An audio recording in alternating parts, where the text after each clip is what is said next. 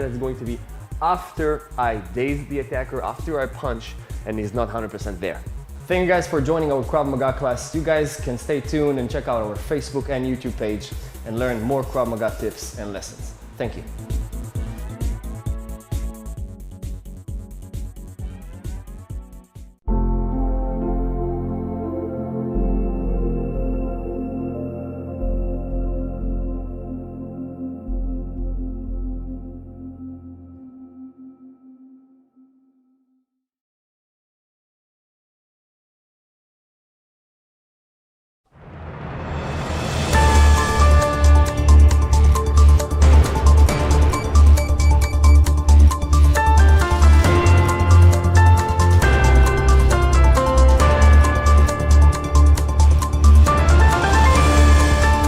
Welcome back to ILTV on the Hour. I'm Diva Klein, coming to you live from Israel, bringing you all of the biggest headlines from across the region. It's currently 7 a.m. in New York and 2 p.m. here in Israel. Here are all of the latest developments coming out of Israel. It's been nearly 2 weeks since the final Israeli hostage was finally returned from Gaza, but the ceasefire is nowhere in sight. This morning, the IDF confirmed the elimination of 4 Hamas terrorists in the Rafah area in southern Gaza. According to the military, the terrorists emerged from a tunnel armed and opened fire on troops stationed on the Yellow Line. The terrorists were quickly eliminated by IDF fire and no soldiers were injured. This follows statements made by top Hamas official Khaled Mashal at the Al Jazeera conference in Doha, where he reaffirmed Hamas's refusal to disarm. According to Mashal, as long as there is quote-unquote occupation, Hamas will remain armed. The IDF in response will continue fighting terror wherever it appears. And on the Lebanese front, the IDF conducted major operations this morning, including strikes and apprehensions against multiple terror targets. The IDF released a statement this morning confirming that a terrorist belonging to the Al-Jama'ah Islamiyah terror faction was captured in a targeted raid on a structure in the Hardov area. The operation to apprehend the terrorist was based on intelligence gathered over the past few weeks. The IDF says the terror group was advancing terror attacks against Israelis in northern Israel. And in a separate incident, the IDF struck Hezbollah targets across southern Lebanon. Local Lebanese media reports 3 were killed in targeted airstrikes, one of whom is confirmed as Ahmed Ali Salami, Hezbollah's head of artillery in the area. The IDF is looking into the incident as reports of uninvolved civilians being among the dead in the strikes are starting to surface. An investigation has been opened by the IDF. And as the United States and the Islamic Republic of Iran are set to continue negotiations this week, the Iranian regime is escalating its rhetoric against Israel and the United States.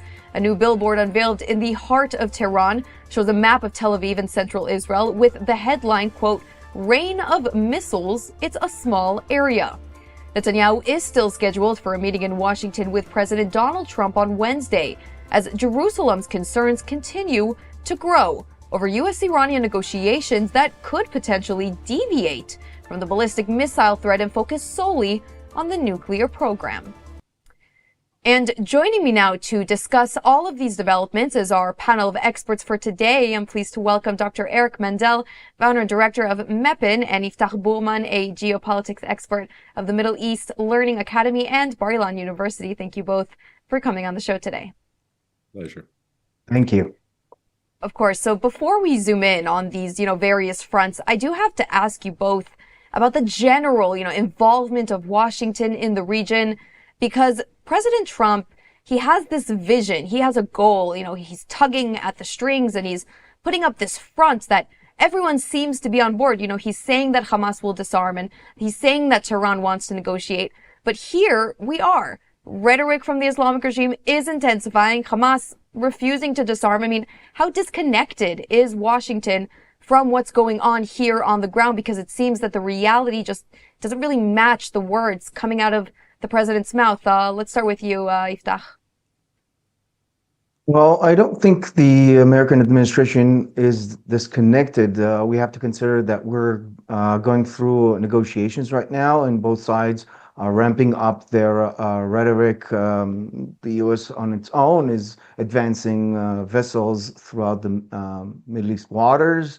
And we see Prime Minister Netanyahu traveling to the United States soon that to make sure things go down the way Israel wants them to. So it seems that the U.S. side is also having quite a threatening rhetoric if the negotiations do not succeed. Iran on its own does need to preserve some sort of a facade of winning. We see this from comments coming from different officials of Iran saying that if the negotiations do not succeed, that then their missiles and rockets will. So this is something that we should expect during the negotiations. However, the question is, can we see these negotiations moving to the right places in the future? In the following days, can we see a stopwatch placed by the U.S. administration like they did on these negotiations to not have the Iranians drag it on endlessly? And obviously, what the U.S. is putting in front of everything is the what if this fails to provide a solution for the situation? And Dr. Mendel, your thoughts on this topic? I think my country needs to understand that this is a incredibly important pivotal crossroads for the Middle East going forward. Perhaps Prime Minister Netanyahu's visit, this rushed visit that is occurring this Wednesday, is one of the most important times potentially in relating to all the issues that are going on. As far as Iran goes, that's the one everyone's focused on. The president, I'm not sure he's decided where he's going to go with that. He's being pulled in opposite forces. He has one force is saying that there should be action now. It's a once-in-a-generation opportunity to collapse the Iranian regime. And if you make a deal, it means that you're going to lift sanctions. That means that the Iranians can support terror, and you'll be abandoning the protesters in a red line you created. And a symbolic strike looks worse than perhaps what President Obama did with his chemical red line, if you just do a symbolic strike. Now, in the administration is hearing a lot from the Tucker Carlson wing that's saying, you're risking war. There's no one and done here. There are no quick victories. So let's make some deal with the Iranians and get out. And the president can't let this go on indefinitely because you can't keep high alert for a carrier group and all the F-15s and 16s that have been transferred to the region. So Bibi is coming, and he has some real important things. He has to lobby President Trump to avoid a drawn-out negotiation that would allow the increased production of missiles, launches, solid-state fuel. At a minimum, he wants to get approval, as he got in December in Mar-a-Lago, for a unilateral strike. And he wants to, whatever, if there is a deal, he has to limit the deal's concessions. And then this all ties into the greater region of what's going on with the Board of Peace and with Hamas and Turkey and Qatar. There are so many moving pieces, and will the prime minister have to give up on one to make something happen another? I think the focus needs to remain right now on Iran and can kick a little bit the can down the road on Gaza. And who knows, the president doesn't seem to be totally focused on what Israel is doing with Hezbollah, because the Lebanese armed forces are unwilling or unable to confront that terror group. So Israel is going to have to continue it. So there are so many things happening here at once. But I think the need to be laser focused on Iran and the potential concessions that may occur at this point. And that really, I do want to talk about Gaza, further down the line, but there is this sort of notion with the negotiations with Iran and the United States, and especially, as you mentioned, the rushed Netanyahu trip to Washington to really sort of, make sure that the ballistic missile program is very much in negotiations. But the question, at least where it seems from at this point, the question's no longer, will the U.S. strike? Will the negotiations, fall through? Because we have simply no way of knowing. But there is this growing fear in Jerusalem that Trump is really only interested in the nuclear threat and not enough focused on the ballistic missile program. So, Iftach, do you think that there is a chance, really, and despite Netanyahu's trip to Washington, do you think that there's a chance that a deal could be made that will only focus on the nuclear, or do you think that Tehran will simply never give up that program, as they've been saying repeatedly that they will not? I'm afraid that both options are very viable at this point. Although Israel must insist that the Iranians do not possess any capability or any possibility of creating a nuclear weapon, I'm afraid that there might be some sort of a gateway to allow something to happen, maybe not to have all of uranium outside of Iran at this point, or maybe prolong the situation. And I think that one of the things that are going to be sacrificed is the missile program. But one should consider that as much as Iran currently possesses somewhere around 2,000 ballistic missiles and threatening rockets that threaten Israel, this can be replenished secretly, as it has since June, by Russia, by China, by bad actors in the region. And there are other elements that we have to consider. The proxy warfare that's been going on for years by Iran against Israel, and we've discovered in the last 2 years that it's not just Hezbollah, it is very much Islamic Jihad in Gaza with Hamas. It's the Houthis that have been testing rockets recently. It's other proxy militias in Syria and in the region, but also outside the region, with the Quds forces operating their agents across the world against Israel. And one of the things we have to consider that while the negotiations about the nuclear weapon itself might fulfills Trump's need for an achievement, to come out victor out of this situation, and to say, I brought Iran down on its knees, I negated its nuclear weapons. For Israel, it's not a good situation, but it does not necessarily, and potentially, this is what Prime Minister Netanyahu is going to try and accomplish, it does not necessarily prevent Israel from future attacks against that missile array, against that force buildup, against the convoys that lead different mechanical and electronic parts, and against funding for proxy warfare against Israel. But we should also look, and I want to pick up on something that Eric said, very important, that this may connect to other things geopolitically. So it's a give and take for Netanyahu and President Trump. And if he is willing to give in negotiations with President Trump about the missile program for Iran, it might get Netanyahu some sort of a credit to strike against Hezbollah more forcibly, and it might see a more forcible action in Gaza Strip in the coming days, as we see Hamas gathering strength, and there's less credit for the IDF to do any strong military actions against Hamas now that the Board of Peace is coming into play. There's a kind of realization that the Palestinians need to disarm themselves, something that the Israeli government does not believe is going to happen. And potentially this is a give and take between Netanyahu and President Trump in geopolitical matters. I do want to move to Gaza, because this goes back to my original question, that all of these promises and this so-called Board of Peace, how is this Board of Peace going to come in if Hamas is explicitly saying at the Al Jazeera conference in Doha, they're explicitly saying we will not disarm, and we all kind of knew that this was going to happen. They did say that they would disarm, obviously, in the beginning when we were able to come to a deal, and we did get those living and also the deceased hostages out of the Gaza Strip. They did say they would disarm. Now they're saying that they're not. We all saw this coming, but how can we move forward? How can action be taken, Dr. Mendel?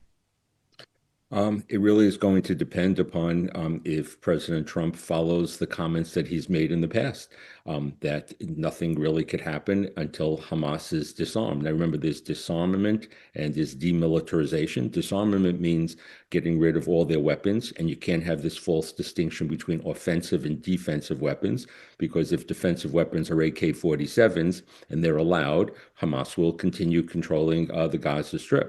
As far as demilitarization, there is still a vast tunnel network. Who is going to get rid of that? And are these going to be Palestinian police forces do this? Absolutely not. Will it be the International Stabilization Force? Absolutely not. There's only one entity that is strong enough to do this, that is willing to sacrifice its soldiers, because it is believed that Hamas is, after October 7th, an existential threat. That is the Israel Defense Forces. The only alternative, which won't happen, would be to have private militias hired, contractors that would go in there under the Board of Peace. I do not believe that will happen. So sooner or later, the IDF is going to have to go back in. And again, it's going to be sort of a Cold War of attrition of what's going on between the 41% of the red zone, and that is controlled by Hamas with 99.9% of the population. And on the Israeli side, the yellow, as some people call it, the green side, 59%. The percentage has changed as Israel has basically moved the yellow line closer towards the west. And will there be some rebuilding so the president could have a construction there and then vet people coming out of the red zone so they can go into a reconstructed area? Yes, that is a possibility. But Hamas, Hezbollah, Iran, their proxy, we got to remember who these are, whether they're Shiite or Sunni. These are jihadist. Ideology is there. And it really, again, we're circling back between, where these groups want to manipulate the president. And Iran, just going back to it for a second, they're all about delaying, getting concessions, buying time, making the president think that he's going to get some victories. And I think the scariest thing in all of this going on at this point and it will affect what's going on in Gaza, is if the Iranians, who have a 3,000-plus-year-old bazaar of what's going on, is that they're going to offer, in this substantial offer they're going to make this coming week, is to freeze the missiles, freeze nuclear, and that will tie Israel's hands, and Israel won't be able to act unilaterally, as he said, regarding the missiles, which is an existential threat as time goes on, or risk the wrath of Trump. And maybe the thing that Israel's not realizing, I'll say this is the last thing, because this all ties into Israel's safety, the homeland security, that if the president makes a deal with Iran, Israel acts unilaterally, will CENTCOM come to Israel's defense, anti-defense missile array that ties in America and other players to knock down ballistic missiles, cruise missiles? If the president makes a deal and Israel acts unilaterally, will you have that full defense array? And that becomes a homeland security issue. Every one of these issues, Gaza, Syria, Lebanon, and most importantly, at this point of time, Iran, they all tie together. And, America has never been good, no American administration, in dealing or understanding the Middle East. They have a piece yesterday in the Jerusalem Post, how we, the Americans, misunderstand the Middle East. And we project how we look at this region. And these people have strategic patience, whether Shiite or Sunni jihadists. Mm-hmm.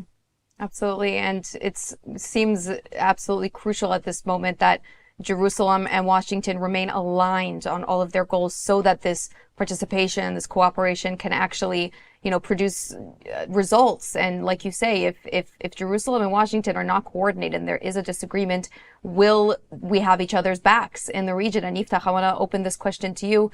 What do you think we can be seeing from this meeting that's going to come out of Washington come Wednesday? Do you think that maybe there's some extra red lines that Israel has yet to draw, or do you think that we're going to have to make some concessions?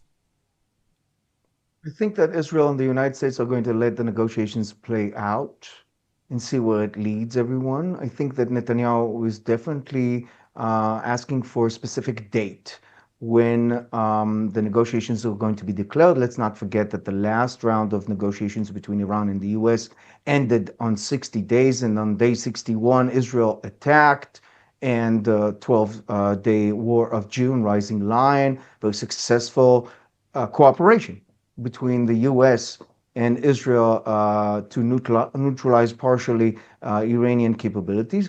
But again, as we mentioned before, I think that it's a give and take here. So potentially in the near future, when Netanyahu returns, and potentially even before that, you might see stronger actions on the more imminent arenas, meaning South Lebanon, Right.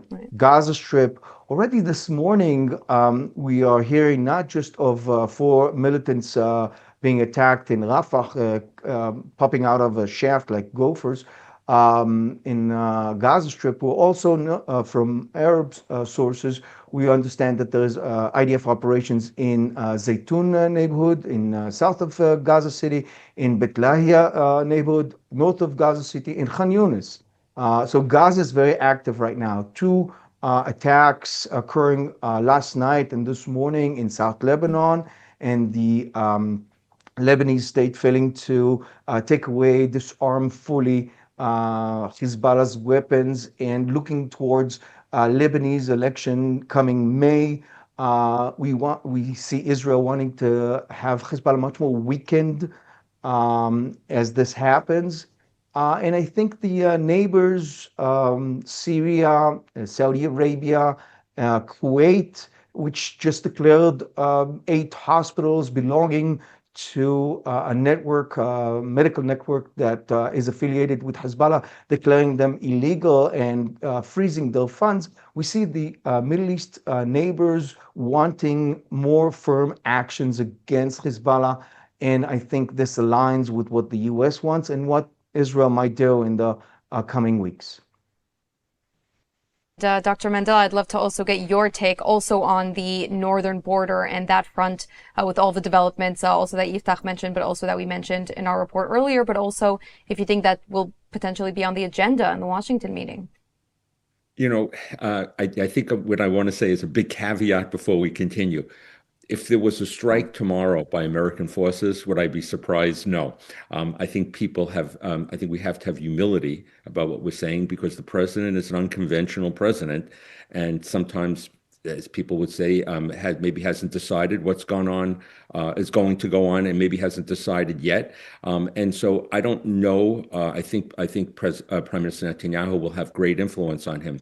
I think America will be outplayed in any negotiation in dealing with our adversaries at this point. I think if you understand that, then you lay down markers that are binary. And so, for example, if the Iranians say that what we want is respect, yes, in the Arab and the Muslim world, you need respect. But how can you respect somebody who just had a mass slaughter of up to maybe 40,000 people? And I think we need to be binary, where Iran is going to tell my government it has a right to enrich uranium because of the non-proliferation treaty. That's not true. They have been in non-compliance with the IAEA and the NPT, the non-proliferation treaty. We should be very clear. It doesn't guarantee unrestricted right to enrich. They've already gone to 84%, way above civilian levels. They've expelled IAEA inspectors. They've broken the rules. You can't go back at this time. So my advice to the administration would be binary. The bad guy from people who want action here is the people are saying is Witkoff, who says he wants a deal to not destabilize the region. I don't know if that's true or not. If he's there, he has some. I know one of his advisors below, who is a top-notch person. But again, it's ultimately what the president is going to want to decide here of how he goes forward. If we're talking about the northern arena, I was up there with the division on the border this year, and there's activity there all the time. The president needs to be very clear that they have not enforced 1701 or 1559, Hezbollah being disarmed below the Litani River or every place that's there. And as far as Hamas goes, it has to be clear that they are not fulfilling what they're supposed to be doing. And I think it should be clear, as opposed to if you give a crack in saying that there is, we have to understand what the adversary is saying here. No, the border peace was clear. Disarmament in Hamas. The ceasefire was clear.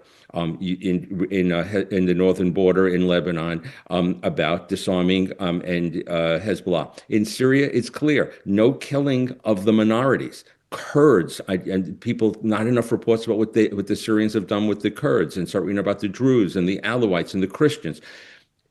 we need consistency from the president here and not to allow himself to be flattered and be talked into getting victories, whether in Iran or in these other places. And patience is not something Americans do well. And maybe I don't think the president here is somebody who also is that patient. He would like more one and dones. There are no one and dones in the Middle East. It's unfortunate. I don't think that consistency is what we're going to be getting from Donald Trump anytime soon. But gentlemen, this really leads me to the question of the day. It's an opinion question, and I'd like to get both of your opinions on this. Should we negotiate with terrorists? Because at the end of the day, that's what it all boils down to. That's what's actually happening right now. Trump does not want to be known as the war starter. He wants to be known as the war ender. He is after that Nobel Peace Prize. We know this. And that is why he's attempting to negotiate, and which is why he's advancing his board of peace, which is why Israel is kind of taking a backseat with all of the military and military action that we would be taking against these terrorists, because we live in the Middle East and we know that you do not negotiate with terrorists. But on the other hand, we did negotiate with Hamas, and we did get all of our hostages back. And that was something that a lot of people in Israel didn't think was going to happen because of that, that value of you do not negotiate with terrorists. But this time around, are things different? Are things the same? Yiftach, what is your opinion? Can we and should we negotiate with terrorists?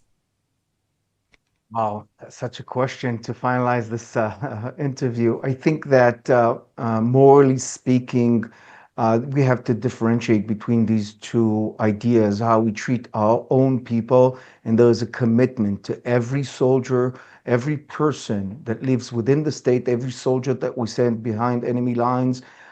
We have a guarantee to bring them home, no matter what. This is a guarantee. Otherwise, people like myself are not going to put on the uniform tomorrow morning and march at the command to protect our civilians. So this is a commitment that has to be fulfilled. But on the flip side of things, when we look at the other side and we want to encourage change in the Middle East, change takes a very long time in the Middle East, and usually it works best through education. So yes, first you negotiate with the terrorists to talk them down, to give in to some of their demands. But on the other hand, you engage in long processes where the people that these terrorists seem to represent, but actually are holding hostage, these people of the Arab states, of our neighbors, do not suffer, and they can undergo a very long process of regime change. If we're talking about the Iranian people have been kidnapped for 47 years. And this is just now the annual anniversary of the Islamic Republic rise. They've been hijacked. The country has been hijacked by a ruthless regime. We have to help these people free themselves from the burden of terrorism. And if that means sitting around the same table to negotiate them down from the tree, then we should do it. But on the other hand, we should encourage change. We should take away as much as we can these weapons, whatever means possible. Absolutely. And we are really almost out of time. But Dr. Mandel, if you could sum up your final words in just a minute or two. I'll be quick. You don't have many choices in the Middle East. You have three choices. You have terrorists, you have states that support terror, and you have other states that, like Gulf states, that are theoretically moderate, even if they could be Wahhabi in Saudi Arabia, that we think are our allies. So Israel is the only democracy that we're dealing with. We Americans have to remember we are dealing with authoritarians in a region we don't totally understand. And if we start with that premise that we really know that we're kind of outplayed right from the beginning here, and that we lay down markers very clearly on each one of these things and not get into negotiations that we could be manipulated by or false promises of victory, we'll do much better. The problem again here is Americans don't have patience, and there is the patience of the Middle East, and so we need to get onto the Middle Eastern time clock, and we also need to remember who we're dealing with. And we are not when you're dealing with Qatar and Turkey, these are states that support terror, And unfortunately, there's a blind spot in my country. If we can remember that, of what Erdogan is and what Al-Thani is, and supporters of the Muslim Brotherhood, and that Iran is ideologically committed, if not the people who have been abandoned. And I don't want to abandon those people, because that is an American interest, not to abandon them on a value-based foreign policy, which I believe in. Then we'll do okay. But we again have to go back to the word humility in having these negotiations and not thinking and be flattered by the Middle East words that are going to try to manipulate how we react. Absolutely. Dr. Eric Mandel and Yiftach Bullman, thank you both so much for coming on the show and giving us your insights today. Thanks. Thank you for having us. Have a wonderful day. And that is a wrap for this edition of ILTV on the Hour. Scan the QR code that's on your screen to get more updates coming out of Israel and the Middle East. I'm Deborah Klein. I want to thank you so much for joining us and for watching today.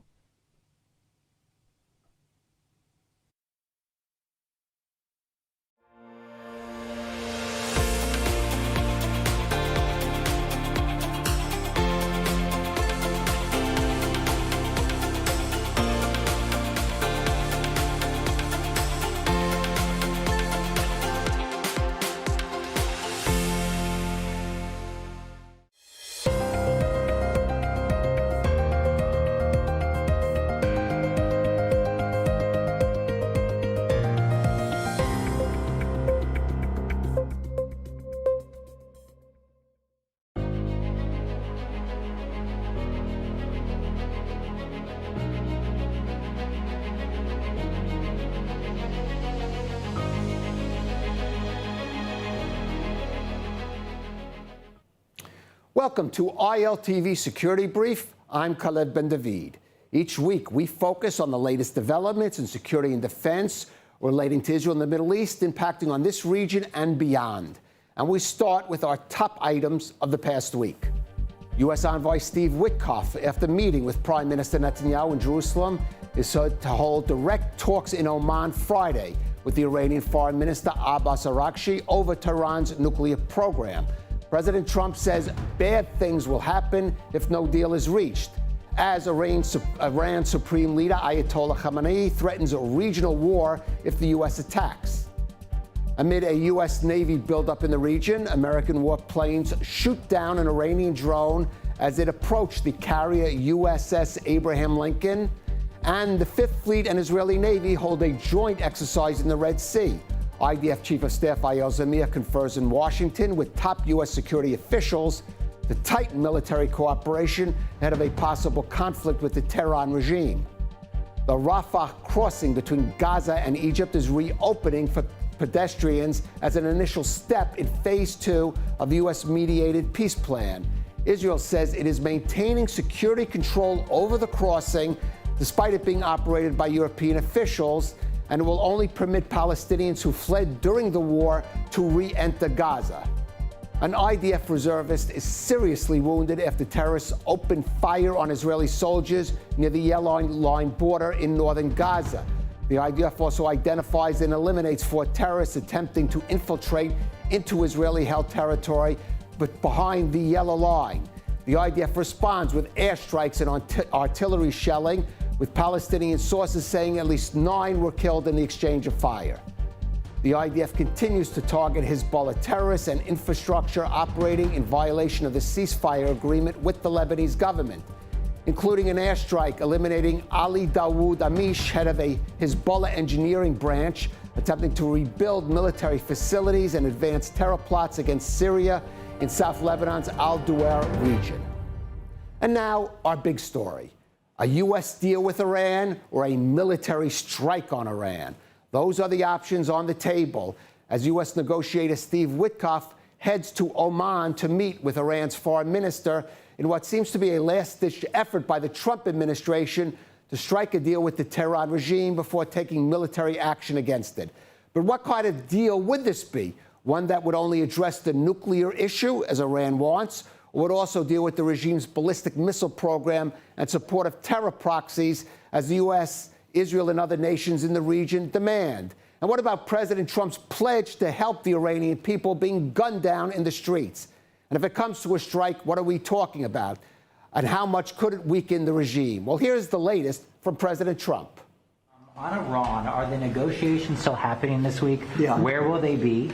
And what do you need to hear from Iran? Roll over. But they are negotiating. They'd like to do something, and we'll see if something is going to be done. They had a chance to do something a while ago, and it didn't work out, and we did Midnight Hammer. I don't think they want that happening again, but they would like to negotiate. We are negotiating with them right now, yes.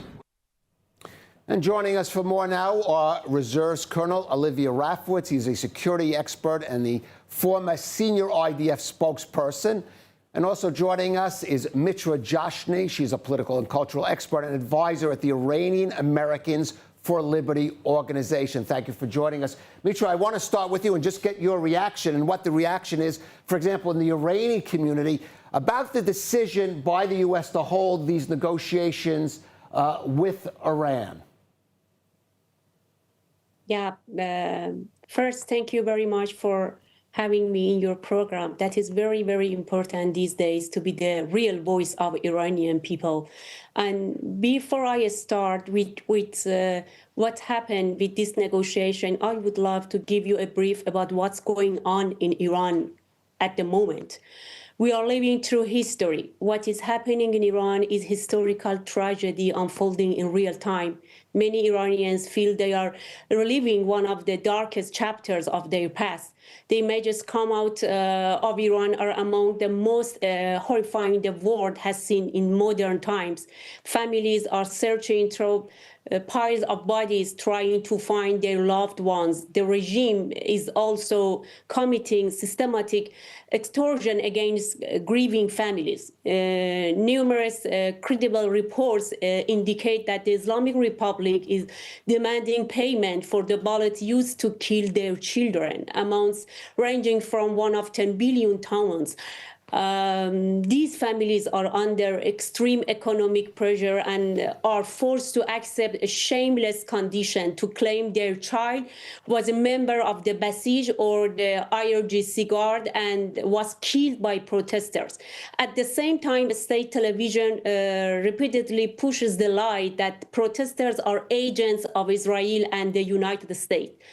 Just I want to say Iran is facing a deeply dangerous and inhumane situation, and unless the world stands firmly with the Iranian people, this crisis risks becoming an even greater humanitarian catastrophe.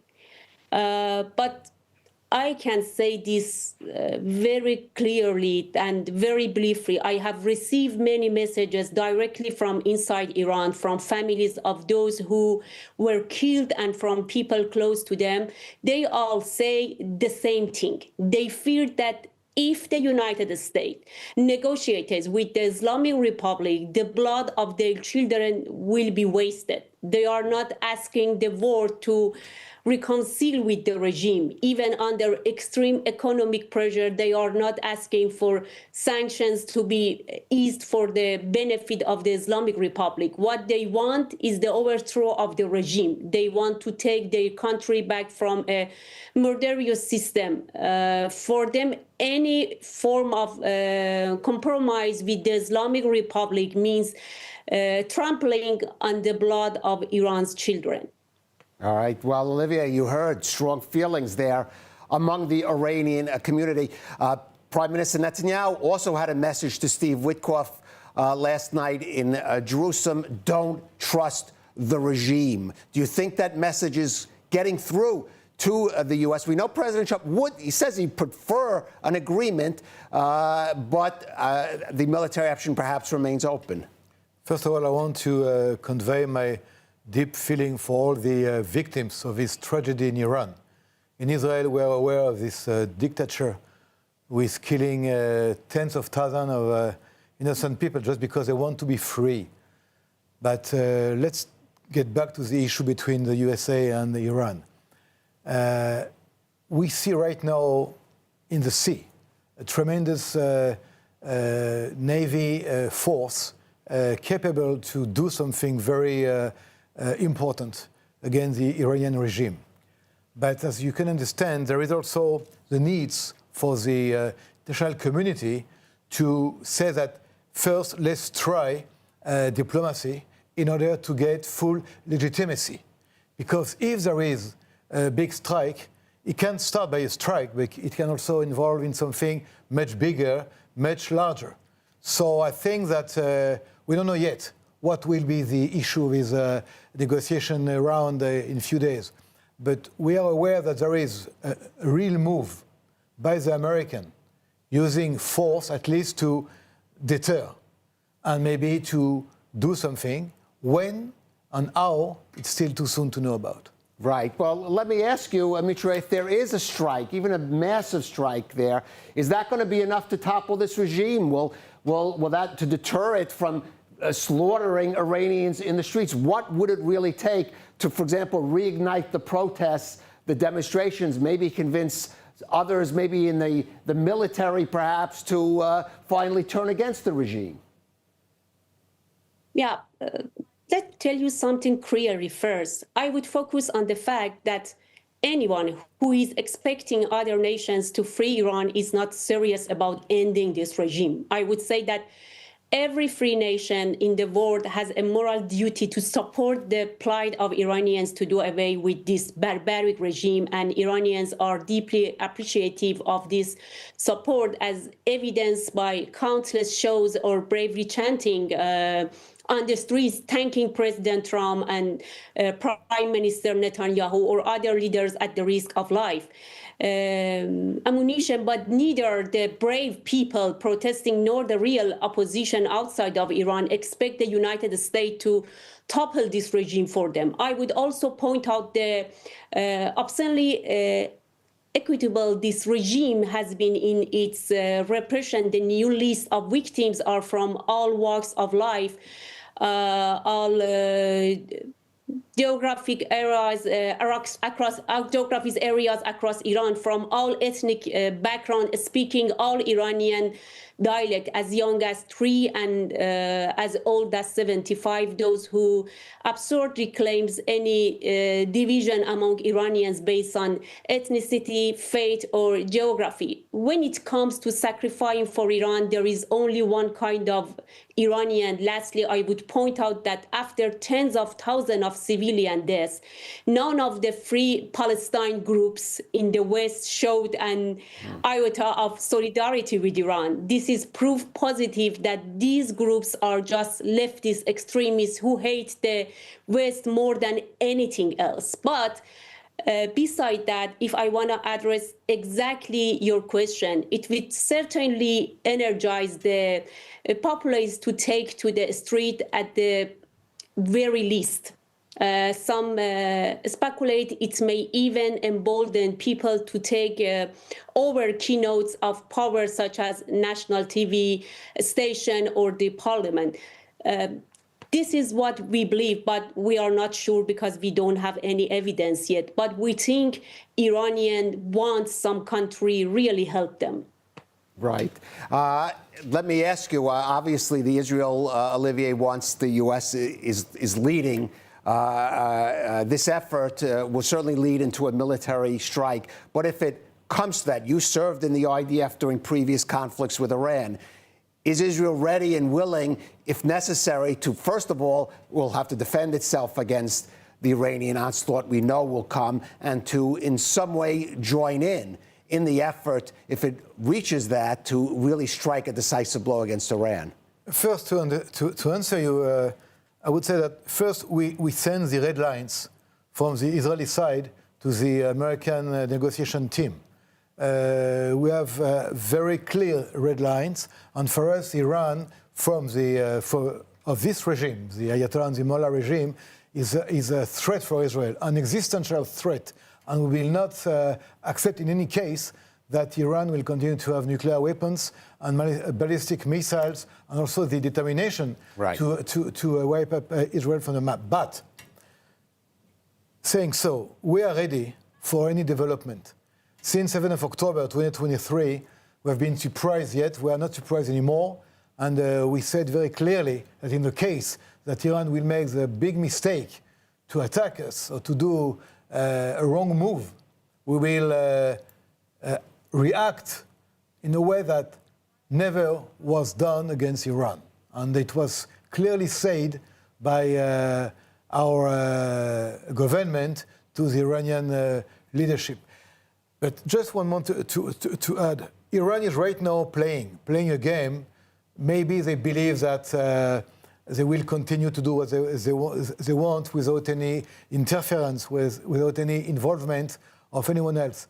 Because Donald Trump, the US president, is doing what he's doing right now, even if now we are entering maybe a negotiation period, right, nothing will be the same after. Because what happened in January, around 40, maybe 50,000 people have been killed, is changing radically the whole situation. All right, well, let's hope so. Mitra Joshny, of course, we share in your concern for the people of Iran, and thank you so much for joining us on ILTV Security Brief.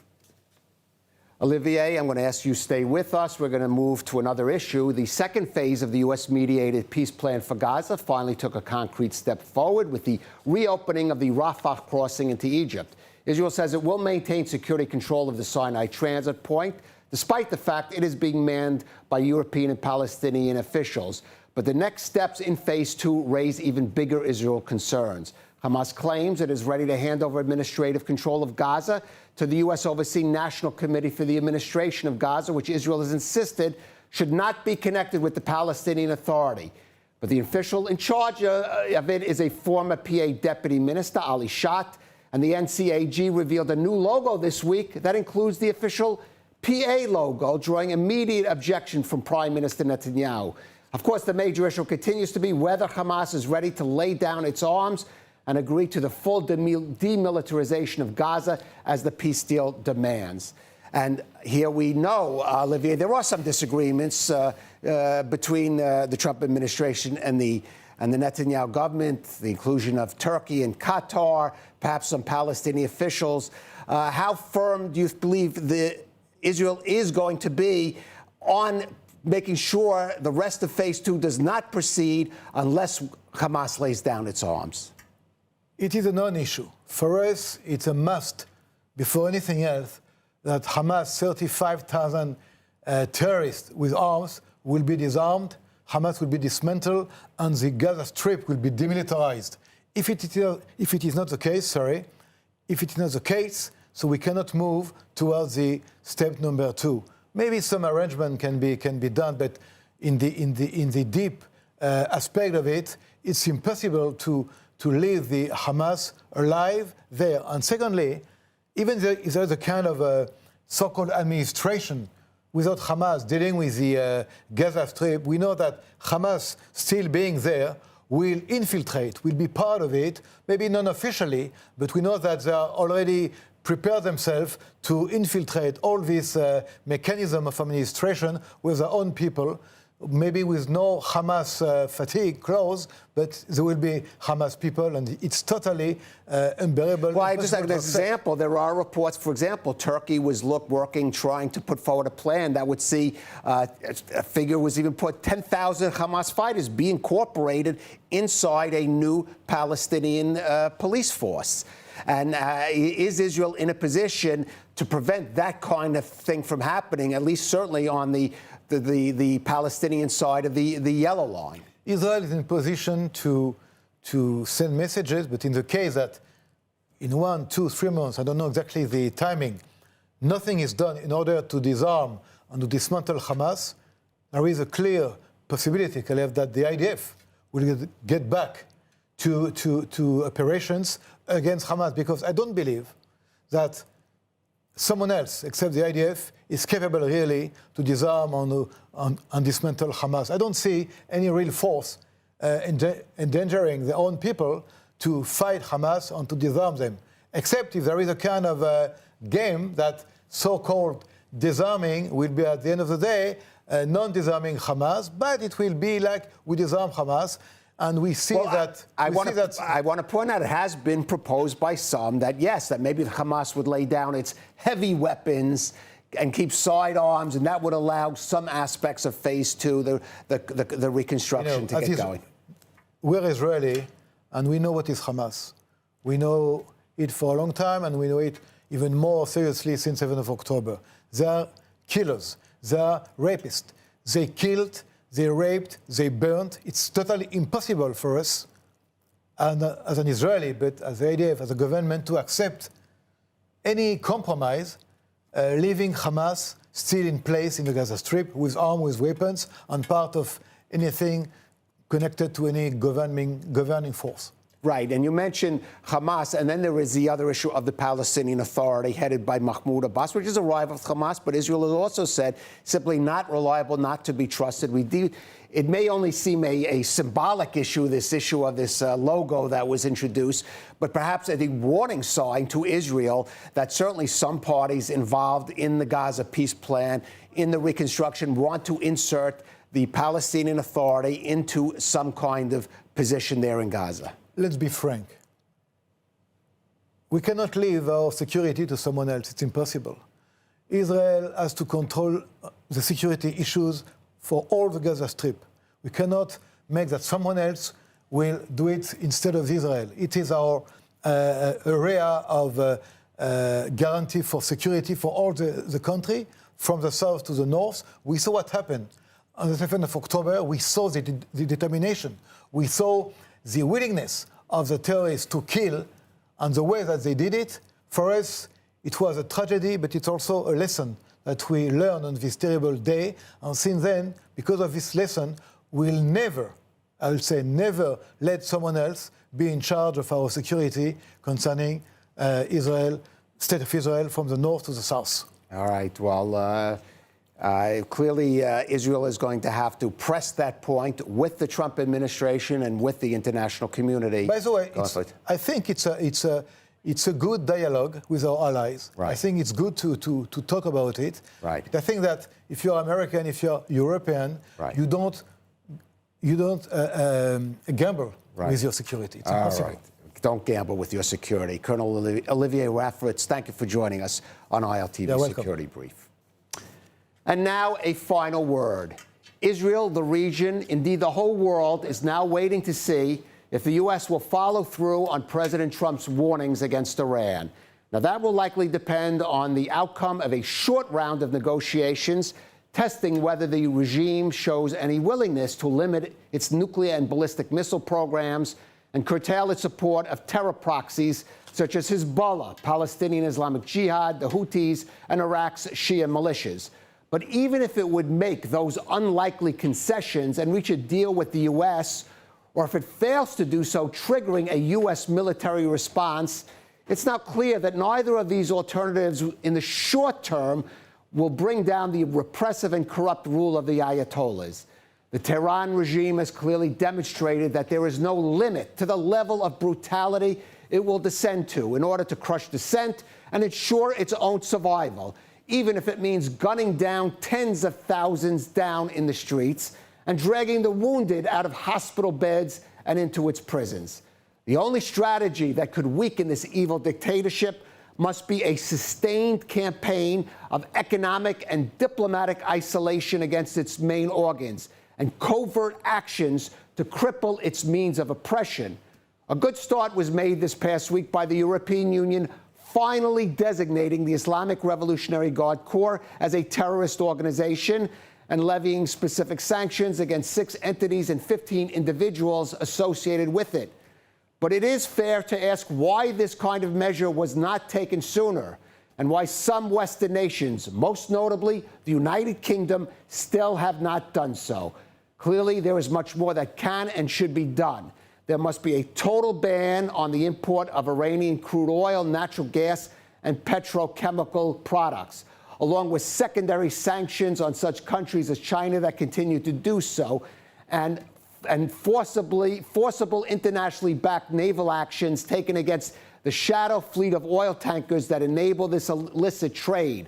Iranian banks and financial institutions must also be banned completely from taking part in the global financial community, along with sanctions against individuals, both within and without Iran, that seek to undermine this effort, along with the freezing of those regimes' assets that are still being held abroad.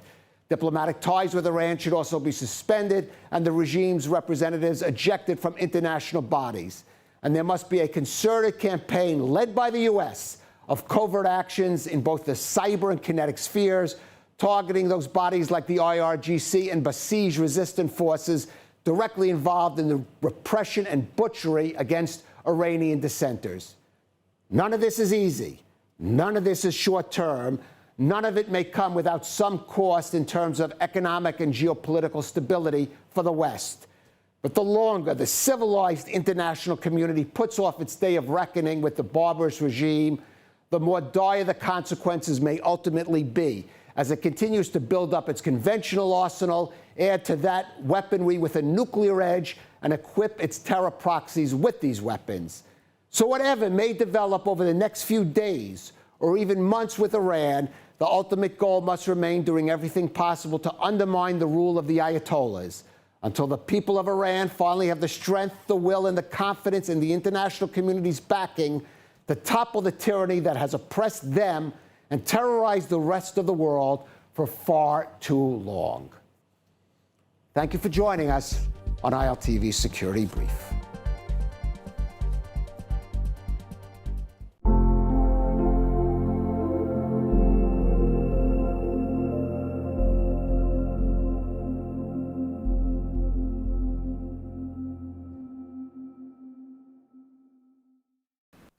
As the unrest in Iran continues and speculation grows that the regime could be dragging Israel into another war, the Jewish state is preparing for a ballistic missile attack, one similar to the previous attacks by the regime. United Hatzalah, a crucial component in Israel's home front, is also preparing, conducting a missile drill just this past Tuesday to prepare for any scenario. ILTV's Devo Klein has more.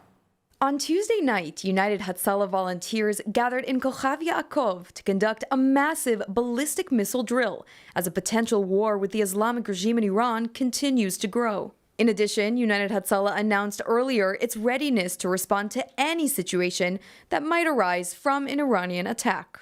Based on the request of the Ministry of Health of Israel, United Hatzalah are also fully prepared to deal with the situation in Iran. This simulation aims to gear volunteers with necessary tools to face a missile attack from the Islamic Republic. An attack of this proportion had already claimed the lives of 31 Israelis during Operation Rising Lion in June 2025, prompting the Angels in Orange to collaborate with the IDF, Israel Police, and Israel Fire and Rescue Services on a coordinated response simulation drill. Drones and other tactical equipment were utilized, but also a crucial role in Tuesday's drill was the United Hatzalah Psychotrauma Unit, who last deployed to Sydney following the Hanukkah massacre in Bondi Beach and was on hand to respond to the mentally and emotionally distressed, helping to prevent long-term emotional damage and even trauma. The drill also involved a scenario of a coordinated terrorist infiltration, making sure that all bases were covered. By the conclusion of the drill, the simulated casualties had been treated and evacuated,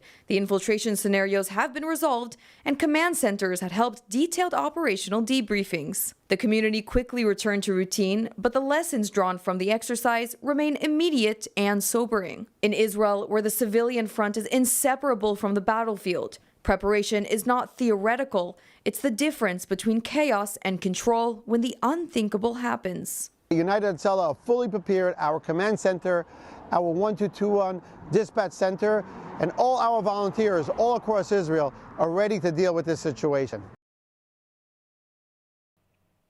And today we once again have the pleasure of hearing from Yael Eckstein, president of the International Fellowship of Christians and Jews, as she brings us the latest highlights and inspiring updates from the fellowship's ongoing work.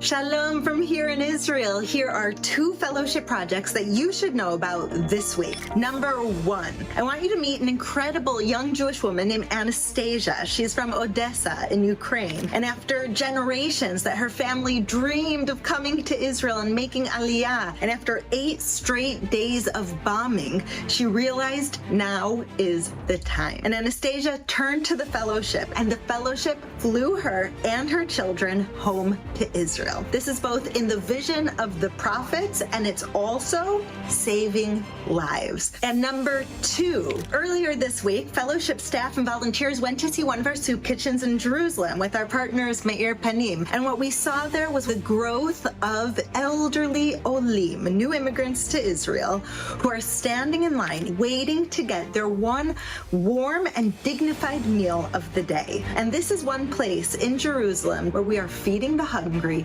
with dignity. Well, there you have it, friends. There are 2 fellowship projects out of hundreds that you now know about.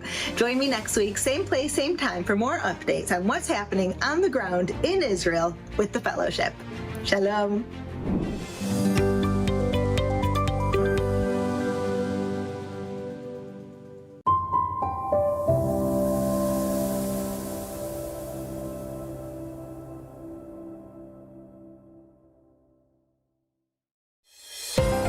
Israel's only English news channel, bringing you the headlines that matter every hour, straight from the center of where it's all unfolding.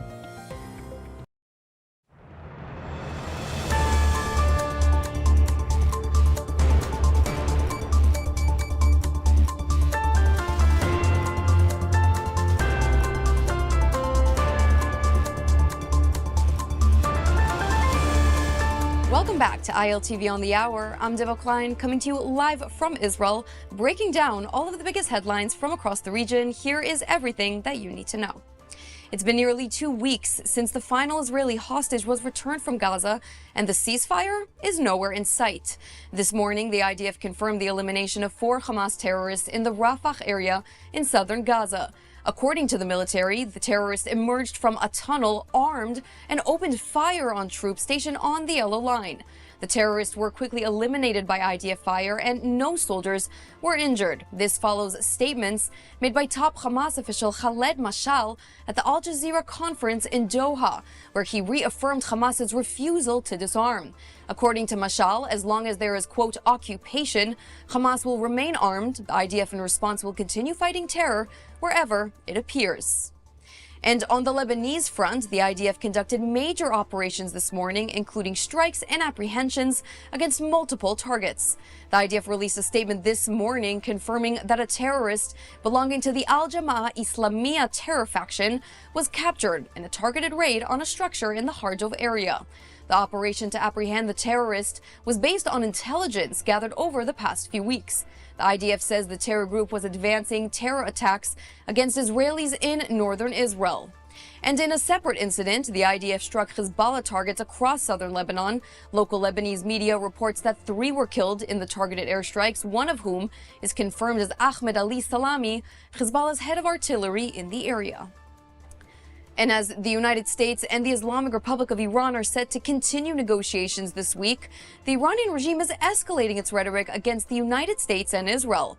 A new billboard unveiled in the heart of Tehran shows a map of Tel Aviv and central Israel with the headline, "Rain of Missiles, It's a Small Area." Netanyahu is still scheduled for a meeting in Washington as Jerusalem's concerns over U.S.-Iranian negotiations that could deviate from the ballistic missile threat to focus only on the nuclear threat continues to grow. And meanwhile, Israel's security cabinet made a bold move and a major shift in policy in Judea and Samaria, drawing both praise but also condemnation. According to reports, the cabinet approved a series of decisions designed to remove decades-old barriers, overturn discriminatory Jordanian-era laws, and normalize life for Israelis living in the area. One of the most significant changes focuses on Hebron, with new initiatives being taken to preserve Israeli holy sites, such as Rachel's tomb, and new policies to expand Israeli oversight in areas A and B. The goal, according to Israeli officials, is to improve civil certainty in Judea and Samaria, but the Palestinian Authority is not on board. PA President Mahmoud Abbas condemned the decisions, claiming they threaten Islamic holy sites in the area, including a mosque compound in Hebron. The measures were approved by the Security Cabinet rather than the full government, and comes as debates intensify both in Israel and internationally over Israel's long-term direction and intentions in Judea and Samaria. This as the IDF intercepts yet another arms smuggling attempt in the Jordan Valley. A drone carrying arms was intercepted and the weapons were confiscated. And meanwhile, President Isaac Herzog arrived in Australia today to pay tribute to the Bondi Beach massacre victims. Laying wreaths alongside his wife, the Israeli president spoke of anti-Semitism and the shared fight of Western democracies against it. Have a listen. These stones from Jerusalem, the eternal city, the eternal capital of Israel, will remain here at Bondi for eternity, in sacred memory of the victims, and as a reminder that the bonds between good people of all faiths and all nations will continue to hold strong in the face of terror. The president was also met with mass protests, using the trip dedicated to solidarity to protest the war in Gaza. Instead of mourning the Jewish victims of the Bondi shooting, the worst attack committed on Australian soil in decades, the Australian public protested the arrival of Herzog. And that's a wrap for this edition of ILTV on the Hour. Scan the QR code that's on your screen to get updates from our WhatsApp channel and get all of the latest developments coming out of the region. I'm Devo Klein, and thank you so much for watching.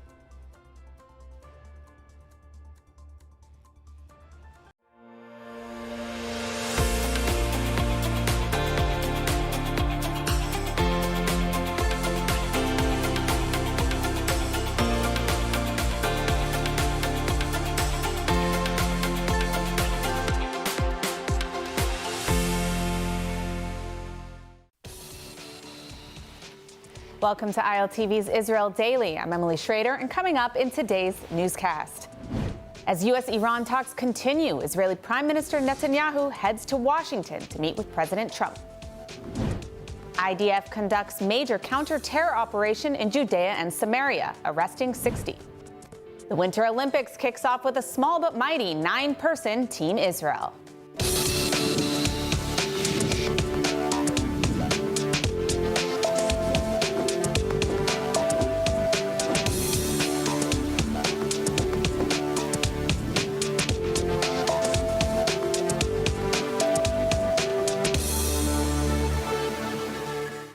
Welcome back to ILTV News. Prime Minister Benjamin Netanyahu is moving up a high-stakes visit to Washington and will sit down with U.S. President Donald Trump this Wednesday at the White House for what officials are describing as a critical and potentially decisive discussions over confronting Iran's path and the next phase of American pressure on the Ayatollah's blood-soaked regime.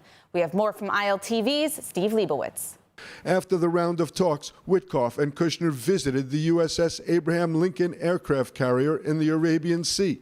The aircraft carrier is part of the Lincoln Carrier Strike Group, which is the most visible part of the U.S. military buildup in the Middle East. الان هم آرایش نظامی اونها در منطقه ما را نمی‌ترساند.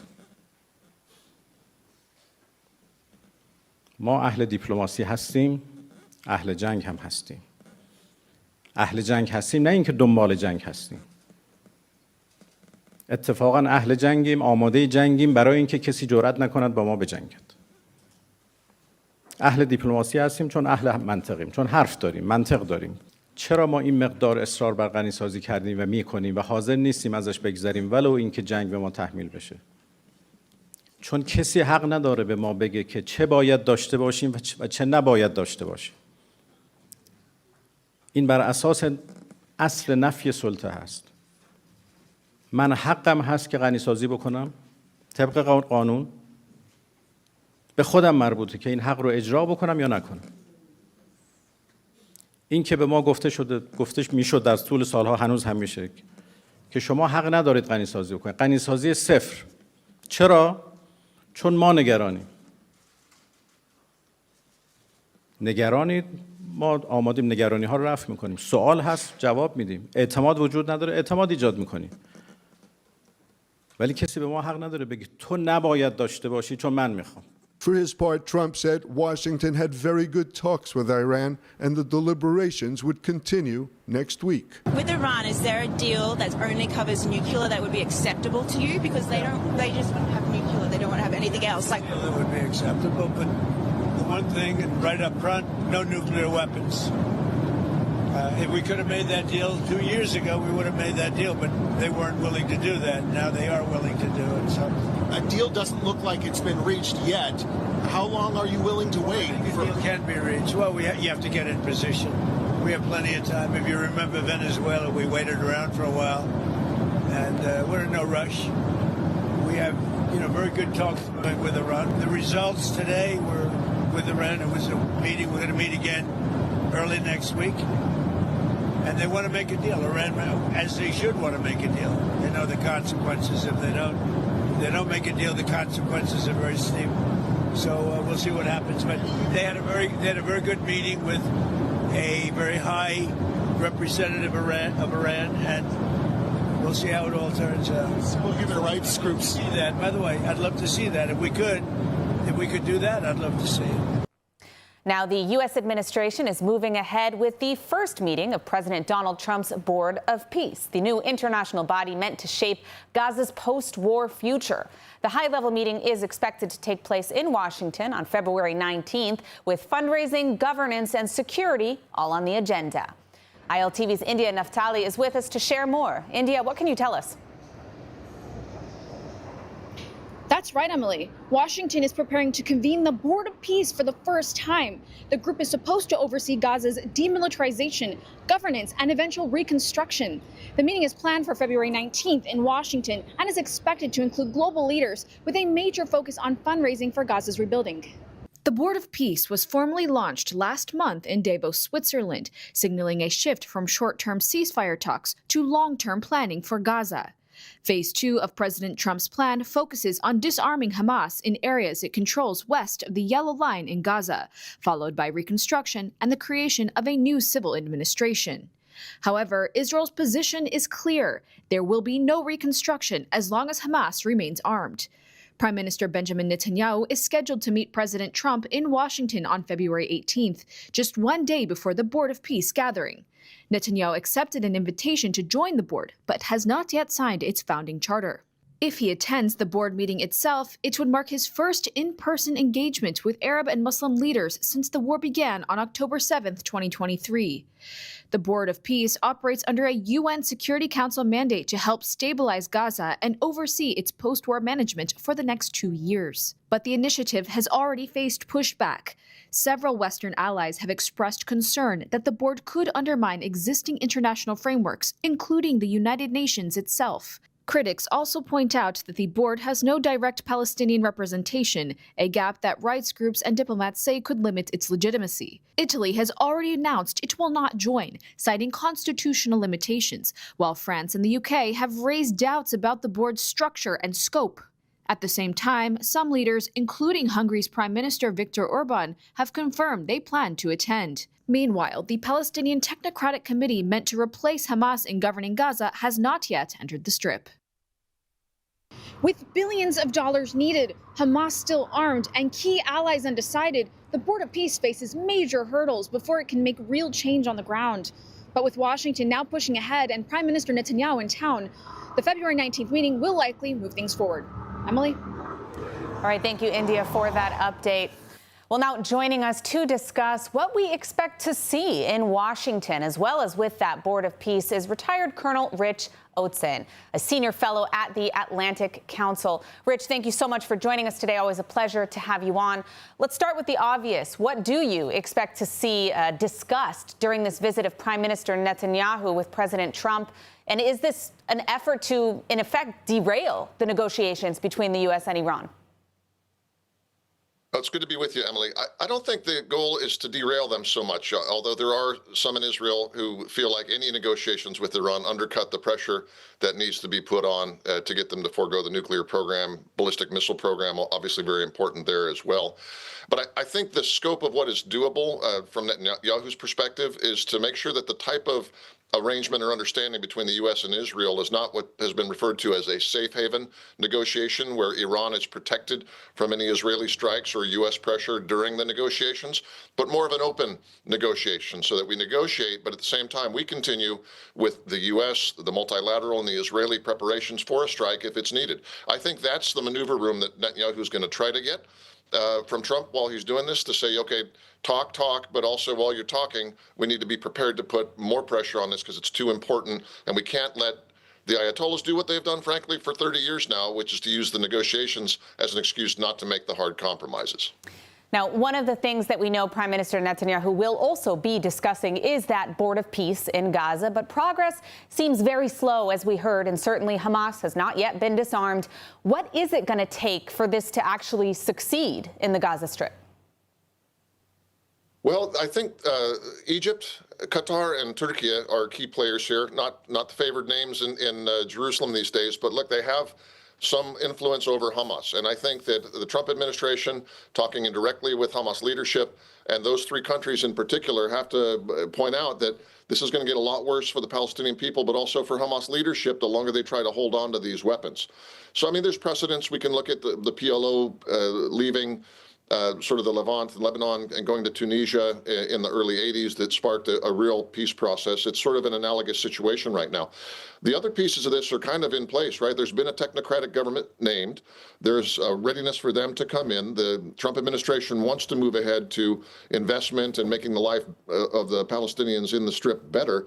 So it all comes down to this. Can Hamas's quasi-friends put enough pressure on it to commit or to do what it has actually said that it and committed to do, which is a substantive, if not in the first stage, total disarmament?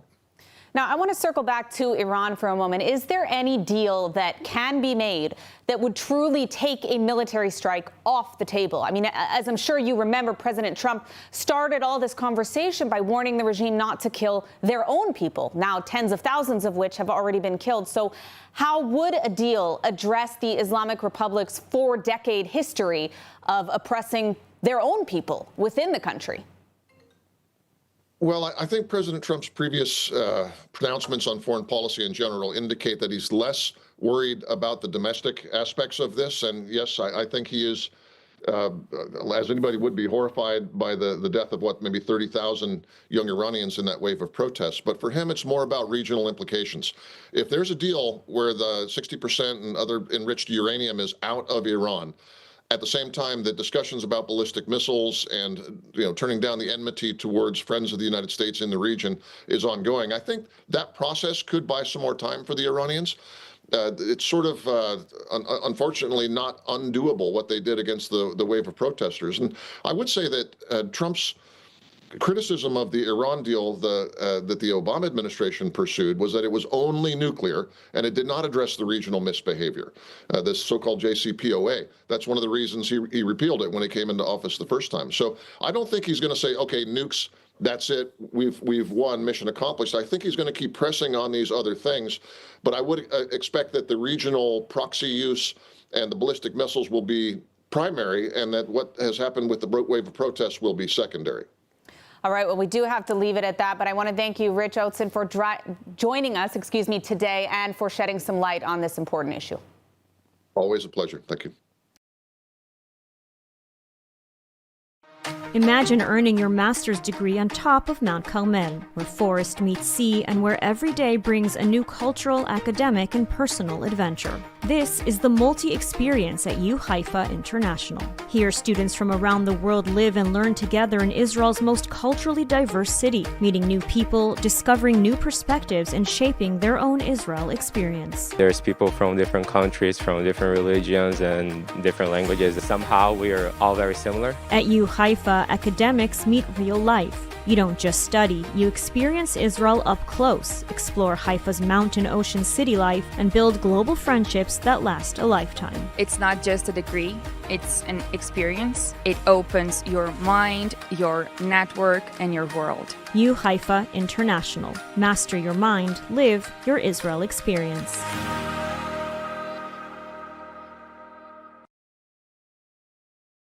Well, Prime Minister Benjamin Netanyahu released a 55-page document detailing his responses to the state comptroller's investigation into the October 7th Hamas massacre. Netanyahu says he repeatedly pushed for the assassination of Hamas leaders and examined the possibility of conquering Gaza, claiming he was thwarted by the defense establishment. Now, former Minister Yoav Gallant accused Netanyahu of, quote, continuing to lie, incite, and harm the IDF and Shin Bet, saying the prime minister is distorting events and avoiding responsibility.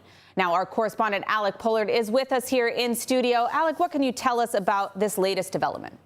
Right, so it's a new document, quite extensive, basically giving Netanyahu's version of the events, where he is claiming that he wanted to take more aggressive, more decisive action, but was basically restrained by the intelligence and defense apparatus establishment in Israel, including the IDF. And as we see, this version is coming under a lot of attack by a lot of people, including Yoav Gallant, former defense minister, as saying that Netanyahu is trying to kind of shirk the responsibility and drop it on the defense establishment. And of course, there are a lot of facts that don't kind of sit well with this narrative. Most notably was 2018, when the millions of dollars of cash flowed in from the Qataris into Gaza. That was an initiative that Netanyahu was behind. But also in the intelligence community in Israel, there are people who are saying that this report basically omits certain stuff.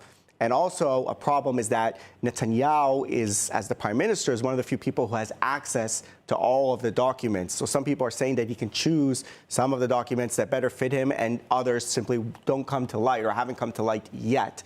But there is a possibility that they will in the future. So this is Netanyahu's version. Other versions of events will probably come to light soon in a fierce battle over the narrative of the failings of October 7th. Now, what do we know about the response from the other agencies, the Shin Bet and the intelligence community? Are there other documents that we expect to be released, or has there been any formal response from them beyond saying that this is a selective document that doesn't tell the full story? Yeah, so as far as formally, everything still at the moment is kind of coming from various voices. A lot of unnamed people as well were saying. So it's a question really of who else is going to speak to this matter. We have already Yoav Gallant, possibly others, but it's also a question again of what documents come to light regarding the policies and the things that were done. But I think also in the end of the day, a lot of the public will sort of decide who dictated the policy in Gaza for years and years beforehand. And there seems to be a lot of people who think that, of course, Netanyahu is culpable along with others, not solely along with others, but many of those others did take responsibility. You know, IDF chief of staff and others, many people resigned. So there's a question mark of what's going to happen. A big battle over the narrative of October 7th we expect to continue.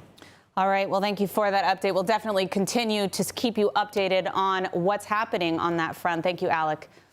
Now, over the weekend, warfare continued in Gaza. The IDF struck Hamas terror targets after terrorists opened fire on Israeli troops near that ceasefire line.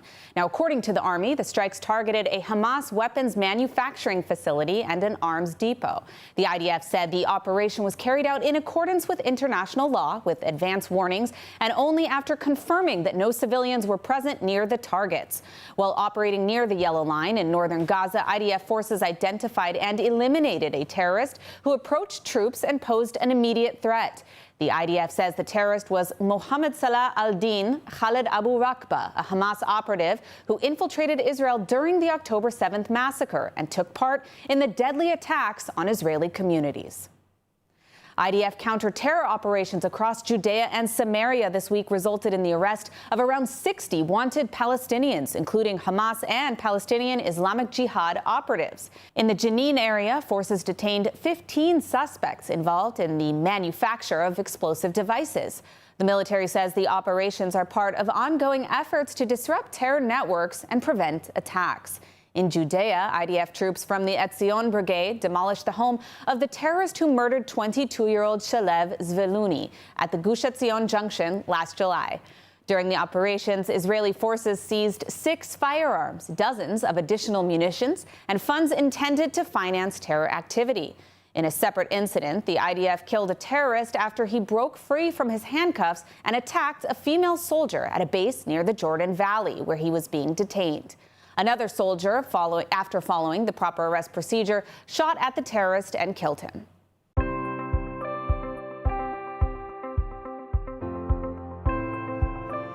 The story of the Jewish people has never been about standing still. It's a story of moving forward, of taking responsibility, of protecting what matters, no matter the challenge. That story is still being written today, not with swords, but with stewardship of the land, with the rule of law, and with the determination to secure Israel's future. And on the front lines of that mission stands Regavim. Regavim is a public movement dedicated to defending Israel's national lands and natural resources in the field, in the courts, and in the public square. Through research, on-the-ground action, and legal advocacy, Regavim works to uphold the rule of law and to ensure that Israel can grow, thrive, and remain rooted in its homeland.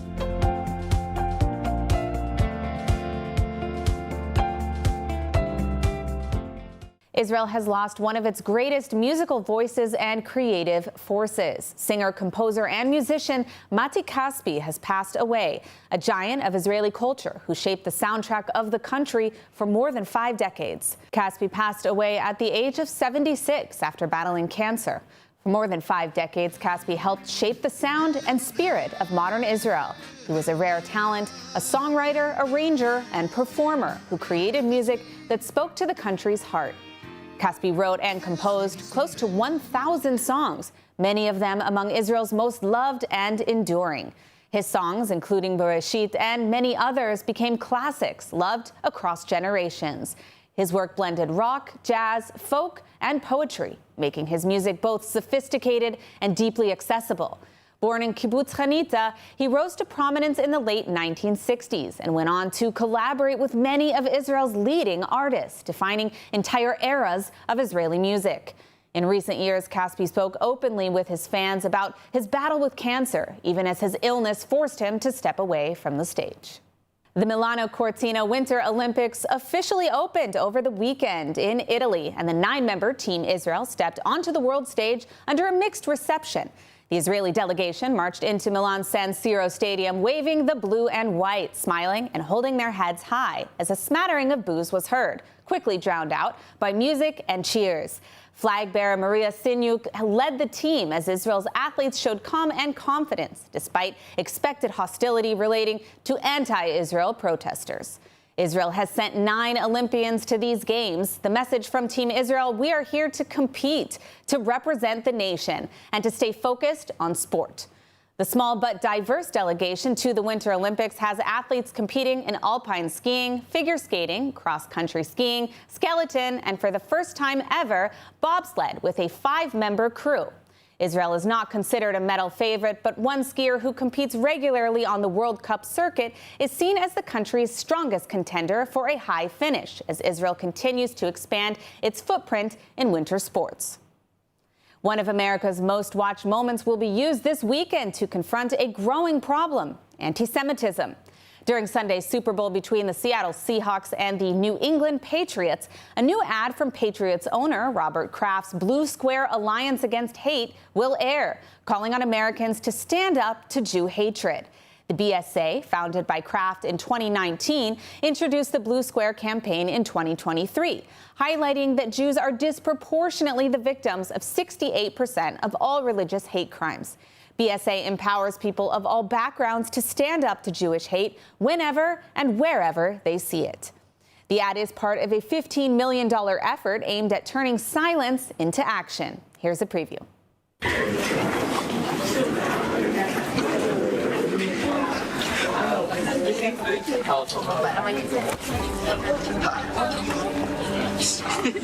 Who's there? Dude.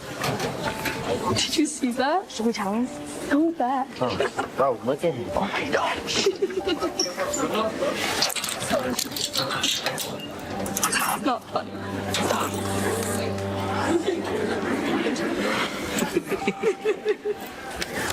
Do not listen to that.